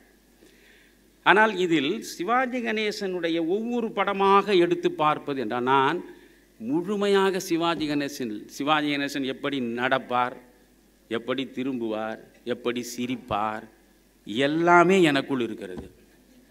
அந்த அளவுக்கு சிவாஜியை அணுவாக ரசித்தவன் நான். ஒரு முறை நான் இப்பொழுது சென்னை காயிதே மில்லத்து பெண்கள் கல்லூரி இருக்கிறதே, அதுதான் அப்பொழுது ஆண்கள் கல்லூரியாக இருந்தது. அதில் தான் நான் பியூசி படித்து கொண்டிருந்தேன். என்னோடு ஒரு நண்பன் படித்தான், நீலகண்டன் என்று பெயர். அவன் தீவிரமான எம்ஜிஆர் ரசிகன், நான் தீவிரமான சிவாஜி ரசிகன். இதை நான் ஆனந்த விகடனிலும் மறக்க முடியாத 7 நிகழ்வுகள் என்பதில் சொல்லியிருக்கிறேன் ஏற்கனவே. 2 பேரும் கல்லூரி முடிந்து வந்து கொண்டிருக்கிறோம், வீட்டை நோக்கி வந்து கொண்டிருக்கிறோம். வரும் பொழுது அங்கே குறவஞ்சி படத்துடைய பழைய சுவரொட்டியை ஒட்டி வைத்திருக்கிறான். ஒரு தகர டப்பாவோடு சிவாஜி கணேசன் அப்படி நிற்பார். கலைஞர் கருணாநிதி எடுத்த படம் அது. அதில் சிஎஸ் ஜெயராமனுடைய யார் சொல்லுவார் நிலவே, அந்த ஒரு பாட்டை கேட்டு பாருங்கள். அது எப்படி கேட்கணும்னா, அற்புதமான அம்மா உட்காந்துருக்குங்க. அதாவது இந்த எல்லா லைட்டையும் ஆஃப் பண்ணிடணும், நீங்கள் மட்டும் உட்காந்துன்னு அந்த யார் சொல்லுவார் நிலவே அந்த பாட்டை கொண்டு, அதில் சிஎஸ் ஜெயராமன் குரலில் காட்டுற ரசவாதம் இருக்க, அதெல்லாம் நடக்காது. இப்போ எல்லா பாட்டு பாடுறவர்களும் ஒரே மாதிரி பாடுறாங்க. யார் பாடினாலும் ஒன்றா தான் தெரியுது. இது யார் பாடினதுன்னு உங்களால் சொல்ல முடியுமா? அன்னைக்கு ஒரு சிஎஸ் ஜெயராமன், சீர்காழி கோவிந்தராஜன், திருச்சி லோகநாதன், டிஎம் சௌந்தரராஜன், இப்படி விதவிதமாக பிபி சீனிவாஸ், ஏஎம் ராஜா, எத்தனை பேர். இவருடைய பாடல் மாதிரி இவர் பாட மாட்டார், அவர் குரல் இவருக்கு இருக்காது. ஆனால் இப்போ பார்த்து எல்லாரும் ஒரே குரல், கள்ளக்குரல்னு ஒரு முறை டிஎம்எஸ் சொன்னார். எல்லாருமே கள்ளக்குரலில் பாடுறான்னு சொல்லிட்டு, நான் அப்படி அவர்களை பழிக்க விரும்பலை. ஆனால் அன்றைக்கு இருந்த அந்த காலத்தில் அப்படி வெவ்வேறு குரல் வளத்தோடு அவர்கள் இருந்தார்கள். இந்த படத்தை இந்த குறவஞ்சி போஸ்டரை போட்டு வச்சுருந்தான். நாங்கள் 2 பேரும் வந்தோம். இவன் உடனே சொன்னான், உன் தொப்பை நிற்கலாம் பாடுறான்னா. அப்போ இந்த எம்ஜிஆர் ரசிகர்கள் பூரா சிவாஜி கணேசனை கேவலப்படுத்தணுன்னா தொப்பைன்னு சொல்லுவான். ஏன்னா எம்ஜிஆர் நீங்கள் கடைசி வரைக்கும் பார்த்தீங்கன்னா அப்படியே நேராக ஸ்லேட்டு வச்சு இழுத்த மாதிரி இருக்கும் அந்த உடம்பு. அவர் காலையில் எழுந்து அவளுக்கு கடுமையாக ஆசனம் போட்டார், உடம்பு அப்படி கவனிச்சுட்டார்.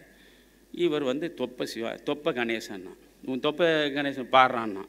நான் என்ன பண்ணேன், உடனே கையில் வச்சு இந்த புத்தகத்தெல்லாம் கீழே போட்டுட்டு அவனை பிடிச்சி நான் அடிக்க 2 பேரும் கட்டி புரண்டோம். ஒரு வயதான மனிதர் சைக்கிளில் வந்தார். வந்தவர் உடனே நிறுத்திட்டு எங்கள் 2 பேரும் பேசி, ஏன்டா எதுக்கிற அடிச்சுக்கிறீங்க? நான் சொன்னேன், இவன் இந்த சிவாஜியை பார்த்து தொப்பைன்னு சொல்கிறான். உடனே அவர், அட நாய்களே, உங்களை அப்பனும் அம்மாவும் கஷ்டப்பட்டு படிக்கிறதுக்கு அனுப்பி வச்சா நீங்கள் வந்து இந்த இவன் தொப்பை அவன் தொப்பைன்னு ரோட்டில் சண்டை போடுறீங்க, இது கடை படிக்க போகிறீங்க? இந்த படிப்பு உங்களுக்கு என்னடா அறிவை கொடுத்தது? அட தூ அப்படின்ட்டு போனான். அன்னையோட சிவாஜி விட்டேன். நான் சிவாஜி படம் பார்ப்பேன், ஆனால் சிவாஜியே வாழ்வு. எனக்கு ஒரு 2 பைத்தியம், ஒன்று கண்ணதாசனே வாழ்வு, சிவாஜியே வாழ்வுன்னு ஒரு கட்டம் இருந்தது. அது இளம் பருவத்தில் அப்படி தான். ஆனால் அதே சிவாஜி கணேசன் பக்கத்தில் நான் உட்கார்ந்து போட்டு திரும்பி பார்க்காத காலங்கள் உண்டு. அது வந்து ஒரு பரிணாம வளர்ச்சி, அது விடுங்க. ஆனால் சிவாஜி எப்படி நடிப்பார், ஒவ்வொரு படமாக பராசக்தியில் இருந்து நீங்கள் ஆரம்பித்தா, என்னுடைய தாழ்மையான அபிப்பிராயம், ஒரு தங்கப்பதக்கத்துக்கு பிறகு நடிச்சிருக்கக்கூடாது. சரி, தங்கப்பதக்கத்துக்கு பிறகு நடித்தது முதல் மரியாதையோடு நிறுத்தியிருக்கணும், முதல் மரியாதை இருந்திருக்கும். அதற்கு பிறகு ரொம்ப சாதாரணமான சில படங்களிலெல்லாம் அவர் நடித்தார். அதற்கு அவரே ஒரு காரணம் சொன்னார், நான் நடிக்கும் பொழுதே உயிர் விட வேண்டும் என்று நினைக்கிறேன். முழு கலைஞன், முழுமையான கலைஞன். நீங்கள் சிவாஜி கணேசனை வந்து இப்பொழுது உங்களுக்காக நான் சொல்கிறேன், படமாக சொல்வதற்கெல்லாம் இப்போ நேரம் கிடையாது, உங்களுக்கு சொல்கிறேன். நீங்கள் தயவுசெய்து நான் சொல்கிற பாட்டையெல்லாம் இப்போ வீட்டுக்கு போய் கேட்கணும். தமிழறிவுமணியன் சொன்னதற்காக நான் சொல்கிற பாட்டுங்களை நீங்கள் தயவு செய்து போய் கேளுங்க. இப்போ இந்த காதல் பாடல்களே வச்சுங்களேன், நான் 2 பாட்டை எப்பொழுதும் அடிக்கடி போட்டு கேட்பேன். இப்பொழுது கூட வருவதற்கு முன்பு என் நண்பர்களோடு உட்கார்ந்து அந்த பாட்டை கேட்டுட்டு தான் வந்தேன். பாவ மன்னிப்பில் பால் இருக்கும், பழம் இருக்கும், பசி இருக்காது, பஞ்சனையில் காற்று வரும், தூக்கம் வராது, 4 வகை குணம் இருக்கும், அந்த பாட்டு இருக்கு இல்லைங்களா? அந்த பாட்டை, அந்த பாடல் ஒரு பக்கம், அது கண்ணதாசன் எழுதியிருக்கிற அழகு, அதில் இருக்கிற பின்னணி இசை, அந்த காட்சியை, சிவாஜி கணேசன் யார் என்பதை அறிந்து கொள்வதற்கு நான் வெறும் பாட்டை சொல்ல, ஒரு கண்ணதாசனும் ஒரு விஸ்வநாதன் ராமமூர்த்தியும் ஒரு சிவாஜி கணேசனும் சிவாஜி கணேசனோடு சேர்ந்து நடிக்கக்கூடிய ஒரு நடிகையும் சேர்ந்து உருவாக்கிய அற்புதங்கள் இவை. இது ஒரு தனி மனித முயற்சி கிடையாது. சினிமா என்பதே கூட்டு முயற்சி தான். நீங்கள் அந்த பாடலை எத்தனை முறை வேணா பாருங்க. இன்னைக்கு காதல் பாட்டுன்னு சொன்னால் கோமாளித்தனமான சேஷ்டைகளோடு கையையும் காலையும் நீட்டுறதும் ஆடுறதும், இதில் இவரை மாதிரி நடனம் ஆடுறதுக்கு எவனும் கிடையாதுன்றான். காதலிக்கிற போது எப்படா நீங்கள் ஆடுவீங்க? உலகத்தில் எந்த காதலர்களாவது கையையும் காலையும் நீட்டிங்கன்னு இப்படி ஆடுறது, இது என்னடா அது? நான் சொல்கிறேன் உங்களுக்கு, இந்த 4 பாட்டை நீங்கள் போய் கேளுங்க. இந்த பாடல் படம்ல ஒரு இஸ்லாமியர், ஒரு கண்ணியம் மிக்க ஒரு இஸ்லாமிய பெருமகனை பாவ மன்னிப்பில் சிவாஜி கணேசன் காட்டியதை போல இன்னொருவர் காட்ட பிறக்கணும். அந்த கழுத்தில் தாயத்தும், இந்த தலையில் தொப்பியும், அந்த இஸ்லாமியர் அணிகிற அந்த ஜிப்பாவும், இந்த கைலியும், முதல் காட்சியே நீங்கள் பார்த்தீங்கன்னா அவர் அந்த படத்தில் தோன்றுகிறதே கையில் டேப் அடிச்சுட்டு, அதில் கண்ணதாசனும் நிற்பார், விஸ்வநாதன் ராமமூர்த்தி நிற்பார்கள், கணேசனும் நிற்பார். எல்லோரும் கொண்டாடுவோம் அல்லாவின் பெயரை சொல்லி, நல்லோர்கள் வாழ்வை எண்ணி எல்லோரும் கொண்டாடுவோம்னு பாடுவார். அதுதான் முதல்ல அந்த படத்தில் வரக்கூடிய முதல் காட்சி. அந்த பாடல் நீங்கள் பாருங்கள். இப்போ போய் நான் சொல்கிற பாட்டெல்லாம் போய் கேட்டு பாருங்கள். சிவாஜி கணேசனை படமாக சொல்கிறதில்ல, பாட்டாக சொல்கிறேன் உங்களுக்கு. அப்படி டேப் அடிச்சினும் போது 100 வகை பறவை வரும், கோடி வகை பூமலரும், ஆடவரும் அத்தனையும் ஆண்டவனின் பிள்ளையடா கண்ணதாசன் பாடல் வரும். அந்த பாடும் பொழுது இந்த 100 வகை பறவை வரும், கோடி வகை பூமலரும், ஆடவர்கள் அத்தனையும் ஆண்டவனின் பிள்ளையடான்னு கேமரா அப்படியே கிட்ட கொண்டு வருவான். க்ளோஸ்அப்பில் சிவாஜியுடைய முகத்தை மட்டும் காட்டுவான். அந்த கண்ணில் அப்படியே 2 சொட்டு கண்ணீர் கீழே விழாது, அங்கே திரண்டு நிற்கும். அந்த முகம் முழுவதும் கருணைமயமாக இருக்கும். அன்பையும் கருணையையும் முழுமையாக அந்த முகத்தில் கொண்டு வந்து சேர்க்கிற அந்த ஒரு காட்சியை இந்த கேமரா கிட்ட போகிற பொழுது நீங்கள் பார்க்கணும். அது சிவாஜியால் தான் முடியும். சிவாஜிக்கு கிடைத்த விழிகள் வேறு எந்த நடிகருக்கும் கிடைக்கவே இல்லை. அவருடைய மிகப்பெரிய வெற்றிக்கு காரணம் அந்த விழிகள் தான். அற்புதமானது. இந்த பாட்டில், பாவ மன்னிப்பு பாட்டில், நான் இன்றைக்கு பார்க்குற காதல் பாடல்கள் பார்க்கும்போது எனக்கு உடம்பெல்லாம் எரியுது. எனக்கு அந்த எரிச்சலை தீர்த்து கொள்ளணும்னா இந்த பாட்டை பார்ப்பேன். இதில் பாருங்கள், அந்த பாடல் முழுவதும் என் நண்பன் அதை உன்னிப்பாக பார்க்கும் பொழுது, என் நண்பன் ராமநாதன் என்னோட 50 ஆண்டு காலம் என்னோடு சேர்ந்து படித்து இன்று வரை இருக்கிறவன் சொன்னான், மணி அந்த இடத்த பார்த்தியா, தேவிகா கிட்ட வராங்க, அவர் கணேசன் கையை தொடர மாதிரி கிட்ட போகிறாங்க, ஆனால் தொடாமையே கையை எடுத்துக்கிறாங்க. அந்த பாட்டில் இவர் பாட்டுக்கு அந்த ஒரு கிளி கூண்டு மாதிரி பறவை கூண்டு எடுத்துட்டு ஒரு பக்கமாக வருவார். ஐயோ, ஒரு நடப்பான் மனுஷன். சின்ன நாமலை அப்படி சொல்லுவார், ஷாப்பே வச்சுருந்த ஒரே ஆள் சிவாஜி கணேசன் தான்டான். உனக்கு என்ன நட வேணுமோ எடுத்துக்கணுவார். அதில் பால் இருக்கும் உட்கார்ந்து நிற்பான் மனுஷன். நீங்கள் இப்பொழுது ஒரு காதல் பாட்டு எடுக்கிறதுக்கு 1 கோடி ரூபாய் செலவு பண்ணுறான். சுவிட்சர்லாந்துக்கு போகிறான், ஹாலந்துக்கு போகிறான், அயர்லாந்துக்கு போகிறான், ஆஸ்திரேலியா போகிறான். ஒரு பாட்டுக்கு ஒரு சரணத்துக்கு ஒரு நாடு. அதாவது தயாரிப்பாளரை எந்த அளவுக்கு மொட்டை அடிக்கிறதுன்னு முடிவெடுத்து அதை ஒரு பாட்டை போய் எடுக்கிறது. ஆச்சா. ஆனால் அந்த பாட்டில் என்ன ஒன்றுமே இல்லை. முதல்ல உட்கார்ந்துட்டு இருப்பார் சிவாஜி கணேசன். சிவாஜி உட்கார்ந்துருக்காரு, பக்கத்தில் தேவிகா நெருக்கமாக வந்து அவர் முகத்துக்கிட்ட, தன் முகத்துக்கிட்ட நெருக்கம் தொட மாட்டாங்க, நெருக்கமாக வந்து பால் இருக்கும்னு அதுக்கு ஒரு முகத்தை காட்டுவார். அந்த முகத்தை நான் காட்டினா நான் சிவாஜி கணேசன் ஆகிடுவேன் இல்லை, அது முடியாது இல்லை. அந்த பால் இருக்கும்னு அதுக்கு ஒரு முகம் காட்டுவான். பழம் இருக்கணும், உடனே ஒரு முகம் மாற்றுவார். பசி இருக்காது, உடனே ஒரு முகம். அந்த ஒரே ஒரு வரியில 3 விதமான முகபாவங்களை காட்டுகிற ஒரு மனிதன், ஒரு கலைஞன், ஒரு நடிகன் உலகத்திலேயே கணேசன் தான். அதில் எனக்கு என்ன தெரியுங்களா, அந்த பாட்டு பாடும்பொழுது இந்த தேவிகா ஒரு பக்கம் அவங்க பாட்டு பாடிக்கின்னு வருவாங்க, இவர் ஒரு பக்கம் இந்த கூண்டு பறவை கூண்டு வச்சுக்கின்னு அப்படியே மெல்ல நடந்து பார்த்துக்கினே வருவார். அந்த பிறகு கடைசியாக அது எம்எஸ் விஸ்வநாதன்லாம் கலைமகளின் வடிவம் ஆச்சா, அதெல்லாம் சொல்லவே வார்த்தை இல்லை. அவர் தான் அதை பாடிப்பார். அதை ஹம் பண்ணது விஸ்வநாதன் தான் பாடிப்பார். கடைசியாக 2 பேரும் அந்த பாட்டு முடிஞ்சிடும். இந்த அம்மா வந்து தேவிகா சிவாஜி கணேசன் கிட்ட வருவாங்க. அது வரைக்கும் 2 பேர் கை கூட பட்டிருக்காது. கிட்ட வருவாங்க, வந்து அவருடைய சிவாஜியுடைய கையை இவங்க பிடிச்சிப்பாங்க. 2 பேரோட கை தான் பட்டிருக்கும். 2 பேரோட கையை வச்சுட்டு அப்போ பின்னால் இருந்து எம்எஸ் விஸ்வநாதன் அப்படியே பாலிருக்கும் பழமிருக்கும் பசி இருக்காது பஞ்சனையில் காற்று வரும் தூக்கம் வராது அப்படி விஸ்வநாதன் முடிப்பார். இந்த 2 பேரும் எதிரெதிர முகம்தான் இருக்கும். இந்த அம்மாவுடைய கண்ணில் 2 சொட்டு கண்ணீரும், அவருடைய கண்ணில் 2 சொட்டு கண்ணீரும் அப்படியே கீழே இறங்கும். அந்த கையை தவிர வேறு எந்த தொட்டிருக்க மாட்டாங்க. அதை பாருங்க, அதுக்கு பேர் காதலா, இது ஆன்மீக நேயமா, நீங்கள் முடிவு பண்ணுங்க. அப்படி ஒரு பாடல் நீங்கள் இன்னைக்கு காட்ட சொல்லுங்க. இன்னைக்கு உங்களால் அப்படி முடிய முடியாது. நீங்கள் வந்து இரும்பு திரை படம் பார்த்துருக்கீங்களா? நெஞ்சில் குடியிருக்கும் அன்பருக்கு நான் இருக்கும் நிலைமை என்னவென்று தெரியுமான்னு அந்த பாட்டை பார்த்தீங்கன்னா இப்போ இருக்கிற பையன் பார்க்க மாட்டான், எழுந்து போயிடுவான். என்ன சார் அந்தம்மா அந்த பக்கம் நடந்துக்கிறாங்க, இந்த ஆள் இந்த பக்கம் நடந்துக்கிறான், இதுக்கு பேரா சார் காதல்னுவான். வைஜெயந்தி மாலா இவர்களுக்கு 2 பேருக்கு இடையில நிச்சயம் 2 மைல் தூரம் இருக்கும்.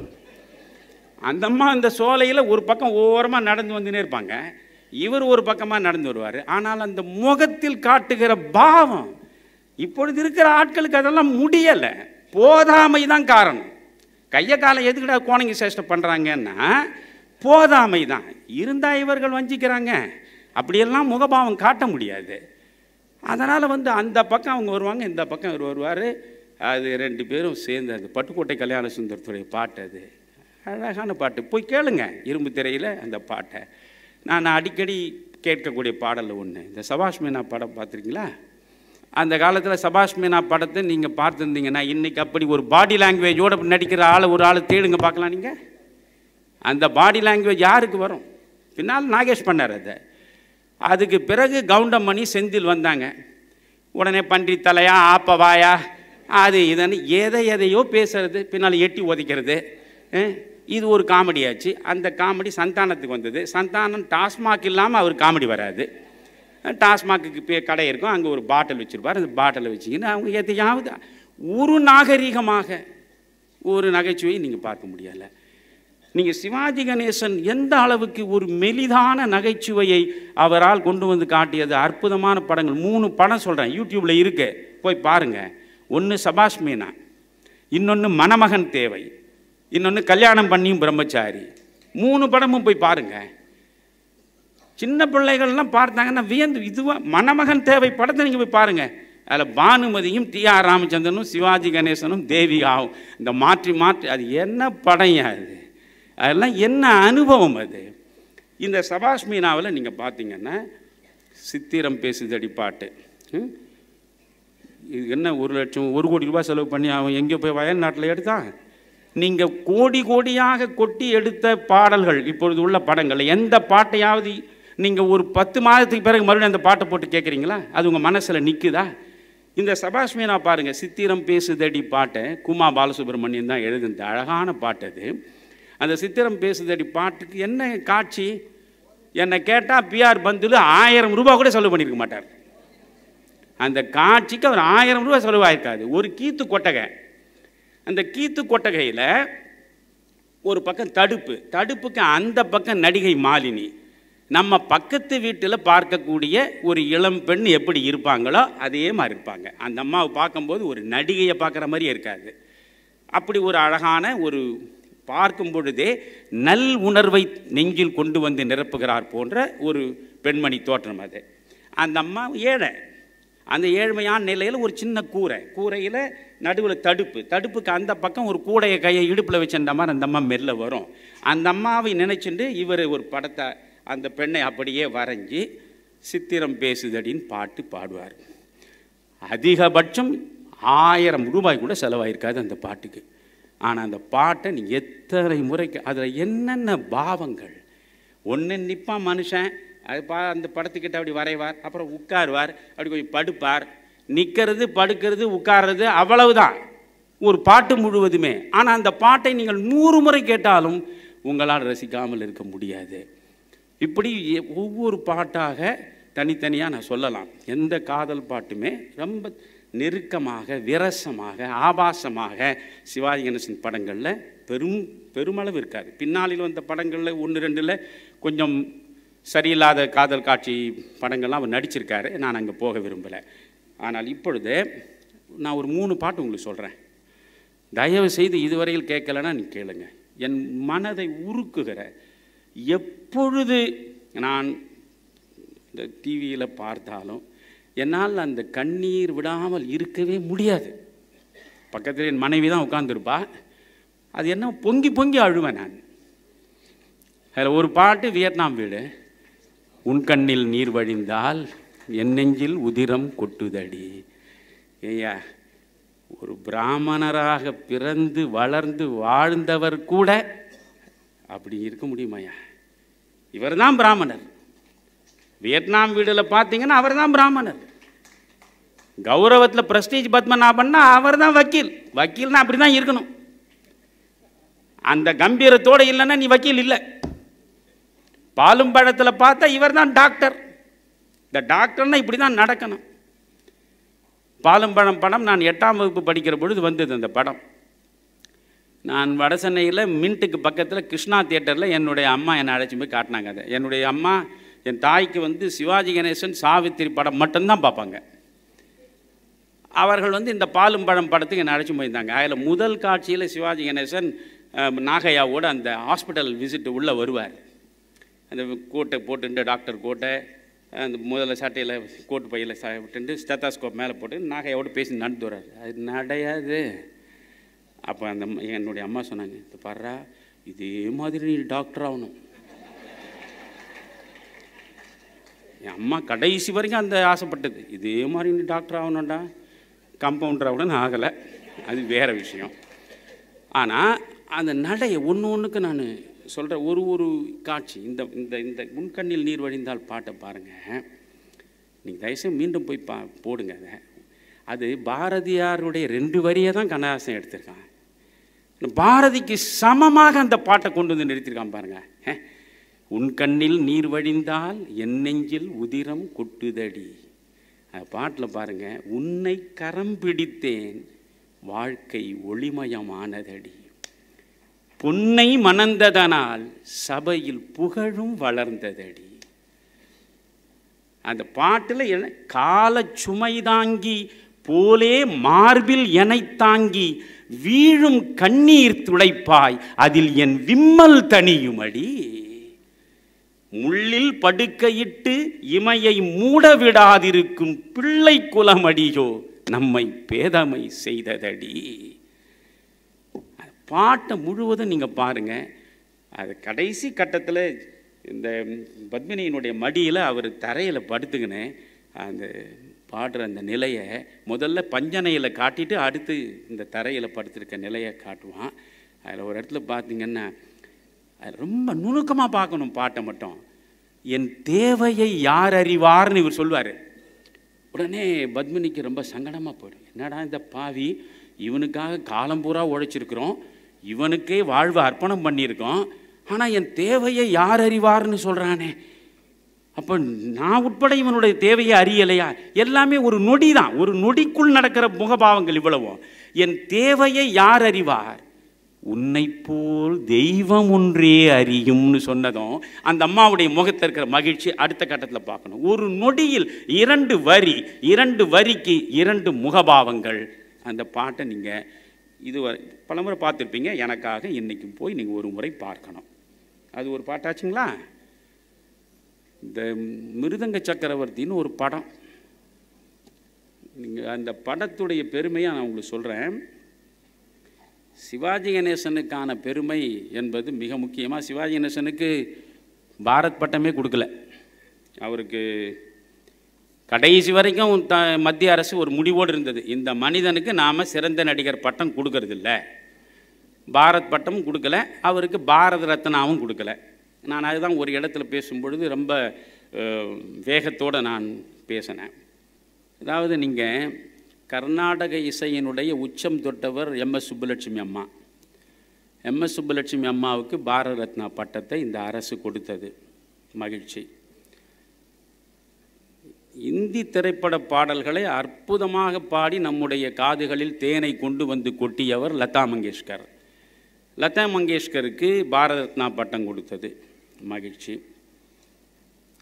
அதுக்கு பிறகு நீங்கள் பார்த்தீங்கன்னா ஷெனாய் வாசிக்கக்கூடிய பிஸ்மில்லா கான், அவருக்கு பாரத ரத்னா பட்டம் மத்திய அரசு கொடுத்துருக்கு. மகிழ்ச்சி. சித்தார் வாசித்த ரவிசங்கர், அவருக்கு பாரத ரத்னா பட்டம் கொடுத்துருக்காங்க. மகிழ்ச்சி. இந்துஸ்தானி வாய்ப்பாட்டு பாடியவர் பீம்சன் ஜோஷி, அவருக்கு பாரத ரத்னா பட்டம் கொடுத்தாங்க. மகிழ்ச்சி. பதேர் பாஞ்சாலி மாதிரி மிக அற்புதமான திரைக்காவியங்களை படைத்த சத்யஜித் ரேவுக்கு பாரத ரத்னா பட்டம் கொடுத்தாங்க. மகிழ்ச்சி. மைதானத்தில் மட்டையை பிடிச்சி கிரிக்கெட் விளையாடிய டெண்டுல்கருக்கும் பாரத ரத்னா கொடுத்தாங்க. தப்பில்லை. ஆனால் இந்த சிவாஜி கணேசன் என்ன பாவம் பண்ணார்? இது மாதிரியான நடிப்பை உலகத்தில் வேறு எவனிடமாவது பார்த்திருக்க முடியுமா? சிறந்த இந்தியாவின் சிறந்த நடிகர் என்ற பட்டம் எம்ஜிஆருக்கு ரிக்ஷாக்காரன் மூலமாக கிடைச்சது. ஆனால் சிவாஜி கணேசனுக்கு இதுவரையில் அந்த பட்டம் கிடைக்கல. அவருக்கு அந்த வருத்தம் இருந்தது. அவர் ஒரு நேர்காணல்லையே சொல்கிறார், மக்கள் என்னை கொண்டாடிய அளவுக்கு அரசு என்னை கொண்டாடவில்லை அப்படின்னு சொல்கிறாரு. இப்போ நான் ஒரு பாட்டை நான் உங்களுக்கு சொல்கிறேன். இந்த பாட்டை என்னால் தாங்கவே முடியாது. இந்த மிருதங்க சக்கரவர்த்தி பற்றி ஏன் சொல்ல வந்தேன்னா, நீங்கள் படமே பார்க்காதவர் மூதறிஞர் ராஜாஜி. ராஜாஜி சினிமா பார்ப்பவர் இல்லை. அவர் அதிகபட்சம் மீரா, சகுந்தலை இந்த மாதிரி 2 படம் பார்த்துருப்பார். சம்பூர்ண ராமாயணம் பார்த்தாரு. இவர் சம்பூர்ண ராமாயணத்தை பார்த்து நெஞ்ச பறி கொடுத்து நான் பரதனை கண்டேன்னு சொன்னார். சினிமாவை அதிகமாக நேசிக்காத ராஜாஜி, யாரையும் பாராட்டாத ராஜாஜி. இல்லை, இன்னொன்று அசோகமித்திரன் எழுத்தாளர் எழுதி வச்சிருக்காரு, வாசன் உயிரோடு இருக்கிற பொழுது அது அவர் படிச்சிருந்தார்னா அவர் அப்போவே மூச்சை விட்டுட்டு இருப்பார். ராஜாஜி ஔவையார் படத்தை பார்க்க வேண்டும், பெரும் பொருட்செலவில் ஒரு காவியம் போன்று படைத்தளித்திருக்கிற இந்த படத்தை பார்க்க வேண்டும் ராஜாஜின்னு மிகவும் வற்புறுத்தி வாசன் அழைச்சின்னு வரார். வாசன் அழைச்சின்னு ராஜாஜி படம் பார்க்குறாரு. ஜெமினி ஸ்டுடியோவில் தனியாக போட்டு காட்டுறாங்க. பார்த்தார். இதை பற்றி ராஜாஜி ஏதாவது பெருமையாக நம்மிடம் பகிர்ந்து கொள்வார் என்று வாசன் ஆசையோடு காருக்கு அருகே சென்றார். ஒரு வார்த்தை சொல்லாமல் ராஜாஜி கார் ஏறி போயிட்டார். அதற்கு பிறகு கொஞ்ச நாள் பொறுத்து வெலிங்டன் திரையரங்கில் ராஜாஜி தனியாக சென்று டிக்கெட் வாங்கி படம் பார்க்கிறார். ராஜாஜி இந்த படத்தை வெலிங்டன் தியேட்டரில் பார்க்கிறார் என்ற செய்தி கிடைத்ததும் பதறி துடித்து எஸ்.எஸ். வாசன் ஓடி வந்தார். படம் முடிந்தது. எஸ்.எஸ். வாசனை பார்த்து சிரித்துவிட்டு மறுபடியும் ராஜாஜி புறப்பட்டார். அப்பொழுதும் ஒரு வார்த்தை சொல்லவில்லை, ஒன்றுமே சொல்லவில்லை ஔவையாரை பற்றி. ஔவையார் படத்தை பற்றி அண்ணா தொடங்கி அத்தனை பேரறிஞர்கள், தமிழ் அறிஞர்கள் அவ்வளோ பேரும் பாராட்டியிருக்காங்க. ஒரு வார்த்தையை சொல்லலை என்ற மனக்குறை இருந்தது. ராஜாஜி பிறகு எழுதி வைத்த டைரி குறிப்பை அசோகமித்திரன் பயாஸ்கோப் என்கிற தன்னுடைய சினிமா சம்பந்தப்பட்ட நூலில் அதை பதிவு செய்திருக்கிறார். படிக்கும்போது எனக்கு வியப்பாக இருந்தது. அவர் எழுதுகிறார், இந்த ஔவையார் படத்தை நான் பார்த்தேன், டி.கே. சண்முகம் துடைய நாடகம், ஔவையார் நாடகம் இதைவிட 100 மடங்கு மேலானது. வெறுமனே யானைகளையும் அட்டைக்கோட்டையையும் வச்சு ஒரு செட்டப் செய்திருக்கிறதுல இதில் வியப்பதற்கோ மகிழ்வதற்கோ ஒன்றுமே இல்லை. ஔவையார் ரொம்ப கோவப்படுறாங்க, ஔவையார் எடுத்ததுக்கெல்லாம் சாபம் விடுறாங்க, எதுவுமே பொருத்தமாக இல்லை, இதை நான் சொல்லி இருப்பேன், ஆனால் இவ்வளவு செலவழித்து படம் எடுத்த மனிதனுடைய மனதை புண்படுத்தக்கூடாது என்பதற்காகத்தான் நான் எதையுமே சொல்லலை என்று அவர் டைரி குறிப்பில் எழுதி வைத்திருக்கிறார். ஆக எதையுமே பாராட்ட முடியாத அந்த ராஜாஜி சம்பூர்ண ராமாயணத்தை பார்த்துவிட்டு நான் பரதனை கண்டேன் என்று மனம் நெகிழ்ந்த நிலையில் சொன்னார் என்றால் இதை விட ஆஸ்கார் விருதே சிவாஜி கணேசனுக்கு தேவை கிடையாது. ஒன்று. இன்னொன்று பெரியார். இவராவது 3 படம் பார்த்திருக்கார். பெரியார் வாழ்க்கையில் ஒரு படமும் பார்த்ததில்லை. இந்த தமிழ்நாடு கெட்டு சீரழிவதற்கு முதல் காரணம் சினிமா என்று சொன்னவர் பெரியார். ஆனால் அந்த பெரியார் தான் சிவாஜி கணேசன் நடித்த நாடகத்தை பார்த்துவிட்டு கணேசனை, விழுப்புரம் கணேசனை சிவாஜி என்று அடைமொழி கொடுத்து ஆற தழுவிக்கொண்டார். ஆக ஒரு ராஜாஜியும் ஒரு பெரியாரும் பாராட்டினார்கள் என்பது சிவாஜிக்கு பெரும் சிறப்பு என்பது மட்டுமல்ல. என்னை பொறுத்தவரையில் சிவாஜிக்கு பெரிய சிறப்பு எது தெரியுங்களா? கலைஞானம் அவருடைய புத்தகத்தில் எழுதியிருக்கார். அவர் தான் இந்த படத்தை எடுத்தவர். இந்த மிருதங்க சக்கரவர்த்தி படம் வெற்றிகரமாக ஓடிய படம். இது வெற்றிகரமாக ஓடியது என்ற நினைப்பில் அந்த பணத்தை முதலீடு செய்து அடுத்து ராஜரிஷி என்று ஒரு படத்தை எடுத்து இருப்பதையெல்லாம் இழந்து விட்டார் அவர். ஆயிடுச்சா? இந்த படத்தை மிகச்சிறப்பான படம் அது. எம்ஜிஆர் அமெரிக்காவில் மருத்துவமனையில் இருந்து உடல் நலம் பெற்று திரும்பிய பிறகு முதலமைச்சராக இருக்கிற நிலையில் அவர் இந்த படத்தை பார்க்க வேண்டும் என்று கலைஞானம் போய் அன்பழைப்பு விடுக்கிறார். அவர் அழைப்பை ஏற்று அவருக்கென்று தனியாக திரையிடப்பட்ட இடத்தில் வந்து எம்ஜிஆர், அவருடைய மனைவி வி.என். ஜானகி மற்ற அமைச்சர்கள் உட்கார்ந்து பார்க்கிறார்கள். இதுவரையில் நீங்கள் மிருதங்க சக்கரவர்த்தி பார்க்கவில்லை என்றால் இனியாவது போனவன்னு போட்டு பாருங்க. கடைசி 20 நிமிடம் ஒரு வார்த்தை கிடையாது. ஒரு பின்னால் எந்த ஒரு இன்னொரு பாத்திரமோ இன்னொரு வார்த்தைகளோ வசனமோ அது எதுவுமே கிடையாது. 20 நிமிடம் சிவாஜி கணேசன் மிருதங்க சக்கரவர்த்தி மிருதங்கத்தை வாசிப்பார். 1 நிமிடம் 2 நிமிடம் இல்லை, 20 நிமிடம். இதை வாசிப்பதற்காகவே நீங்கள் மிருதங்கத்தில் மிகவும் புகழ் பெற்றவரை வீட்டுக்கு அழைத்து வந்து அவர் எப்படி வாசிக்கிறார் என்பதை பார்த்து அதற்கு பிறகு அதை முழுவதுமாக தேர்ந்து இவர் வாசித்தார். உமையாள்புரம் சிவராமனை, மிருதங்கத்தில் புகழ்பெற்ற உமையாள்புரம் சிவராமனை வீட்டிற்கு வரவழைத்து ஒவ்வொரு நாளும் அவர் வாசிப்பதை நுணுக்கமாக பின்பற்றி இந்த மிருதங்க சக்கரவர்த்தியில் வாசிக்கிறார். இந்த படத்தில் 20 நிமிடம் ஓடும். அது கடைசியில் அவருக்கு வாயில் ரத்தம் கசிந்து அதோடு அந்த படம் முடியும். படம் முடிந்தது, எல்லாரும் எழுந்து விட்டார். வி.என். ஜானகி எழுந்துட்டாங்க. எம்ஜிஆர் மட்டும் கன்னத்தில் கை ஊன்றியபடி அப்படியே 5 நிமிடம் அமர்ந்திருந்தாராம் இந்த திரையை பார்த்து கொண்டே. கலைஞானத்துக்கும் வி.என். ஜானகிக்கும் மற்றவர்களுக்கும் ஒன்றும் புரியவில்லை. பிறகு வி.என். ஜானகி, அம்மா படம் முடிந்து விட்டதே, போகலாமேன்னு. ஒரு 5 நிமிடம் பொறுத்து மெல்ல எழுந்து கலைஞானத்தை கூப்பிடுனார். கலைஞானம் கிட்ட வந்த கலைஞானம், நான் சொன்னதாக தம்பி சிவாஜி கணேசனிடம் சொல், உலகத்தில் ஒரே ஒரு நடிகன் மட்டும்தான் உண்டு, அவன் சிவாஜி கணேசன் என்று சொல். ராஜாஜி பாராட்டியது எனக்கு பெரிதில்லை, பெரியார் பாராட்டியது எனக்கு பெரிதல்ல. தன்னுடைய தொழில் போட்டியாளன், ஒரே நேரத்தில் சினிமா உலகத்தில் தன்னுடைய தொழில் போட்டியாளனாக இருந்த அந்த எம்ஜிஆர், உலகத்தில் ஒரு நடிகன் தான் உண்டு, அந்த ஒரு நடிகன் சிவாஜி தான் என்று போய் நான் சொன்னதாக சொல் என்று சொன்னால் நீங்கள் யோசித்து பாருங்கள். அந்த படத்தில் நான் விம்மி விம்மி அழக்கூடிய பாட்டு அதுதான். அது புலமைப்பித்தன் எழுதிய பாட்டு. அடி வண்ணக்கிளியே என்னை விட்டு போக சம்மதமோன்னு கேட்டிருக்கீங்களா? நீங்கள் யாராவது? நீங்கள் ஒருத்தர் தான் கேட்டிருக்கீங்களா? ஒரு 10 பேர் தான் கேட்டிருக்கீங்களா? இப்போ போய் எல்லாரும் கேளுங்க ஐயா. அதில் கேஆர் விஜயாவையும் சிவாஜி கணேசன் நல்ல பெருத்து வயது முதிர்ந்த சரீரமாக இருப்பார். ரொம்ப அழகிய தோற்றமான சிவாஜியெல்லாம் பார்க்க முடியாது. அந்த ஆனால் மிருதங்கம் வாசிக்கக்கூடிய மனிதனுக்கு இருக்கிற உடம்பு அப்படியே இருக்கும். அப்போது அந்த மனிதன் கேஆர் விஜயா நோயாளியாக இருப்பாங்க. அந்த படுத்த படுக்கையில் அடி வண்ணக்கிளியன், அதில் பாட்டுடைய கடைசி வரி, அந்த விம்மி அந்த கடைசி வரி அவர் பாடும் பொழுது, அந்த அதாவது டிஎம்எஸ் குரலில் நடிப்பார், சிவாஜி கணேசன் கேமரா முன்னால் நடிப்பார். அதுதான் அவங்களுடைய அற்புதமான காம்பினேஷன். அந்த பாட்டை நீங்கள் கேளுங்க.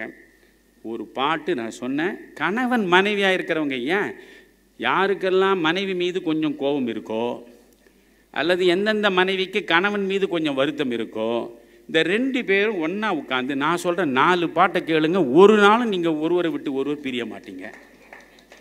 ஒன்று உன் கண்ணில் நீர் வழிந்தால் பாட்டை கேளுங்க. இதுதான் சிவாஜி கணேசன் கலை உலகத்தின் மூலமாக செய்திருக்கிற மாபெரும் தொண்டு ஆச்சுங்களா. இந்த ஒரு பாட்டை கேளுங்க. 2 அடி வண்ணக்கிளியே இந்த மிருதங்க சக்கரவர்த்தியில் உள்ள பாட்டை கேளுங்க.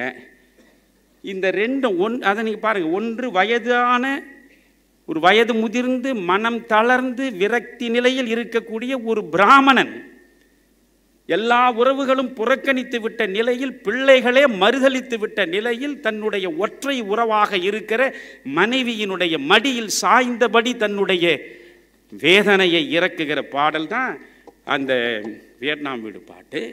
இது மிருதங்க சக்கரவர்த்தியில் அதே தான். பிள்ளை விட்டு போயிடுறான், தன்னுடைய மனைவி மட்டும்தான் தனக்கான ஒரே உறவு.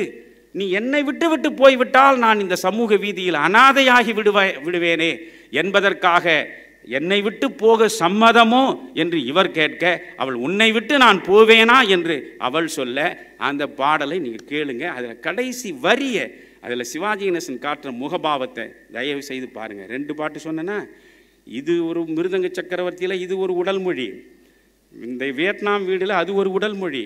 தங்கப்பதக்கம் படம் பாருங்கள், தங்கப்பதக்கம் படம் பாருங்கள். அந்த படத்தில் நோயுற்ற பக்கவாதத்தால் பாதிக்கப்பட்டிருக்கிற தன் மனைவியை அந்த வீல் சேரில் உட்கார வைத்து அவர் பாடுறார் இல்லையா. அது இந்த பாட்டு என்ன பாட்டு? சுமை தாங்கி சாய்ந்தால் சுமை என்ன ஆகும். அந்த பாட்டை கேளுங்க. அதில் என்னென்னா, ஒரு போலீஸ் ஆஃபீஸருக்கான அந்த உடம்பு, அந்த கம்பீரம், அந்த தோற்றம், அந்த முகபாவம், அந்த முகத்தோடு அந்த மனிதன் இந்த மனைவிக்கு ஆற்றக்கூடிய தொண்டு, அவர் பாடுகிற பாட்டு, அதில் உள்ள உடல் மொழி என்ன அதை பாருங்கள். இந்த 3 பாட்டு அப்படியே பாருங்கள். பாலும் பழத்தில் போயிட்டு பாலும் பழமும் கைகளில் ஏந்தி என்று அங்கே சரோஜாதேவி அங்கே உடல்நிலை கெட்டவராக இருக்கும்பொழுது அந்த அம்மாவுக்கு தொண்டு செய்கிறார் போல் பாடுறார் பாருங்கள். அந்த பாட்டை பாருங்கள். இப்படி கணவன் மனைவிக்கு இடையே இருக்கக்கூடிய அந்த பாச பிணைப்பை, ஆன்ம உறவை, இதய நெருக்கத்தை சிவாஜி கணேசன் மாதிரி வெளிப்படுத்திய ஆள் தமிழ் திரை உலகத்தில் யாருமே கிடையாது. அவனுடைய படங்களை பற்றி சொல்வது என்றால் வீரபாண்டிய கட்டபொம்மனை பேசணும், பிறகு ஒவ்வொரு பாடமாக நான் வரிசையாக எடுத்து சொல்லிகிட்டே போனால் நேரம் கடந்து போகும். நேரம் இப்பொழுதே அதிகமாகிவிட்டது. நான் காமராஜரை பற்றி நீண்ட நேரம் பேச முடியாது. காமராஜரை பற்றி பேசுவதென்றால் அதற்குள்ளே சென்று சொல்வதென்பது ரொம்ப உணர்வு வயப்பட்ட நிலையில் தான் நான் உரை நிகழ்த்துவேன்.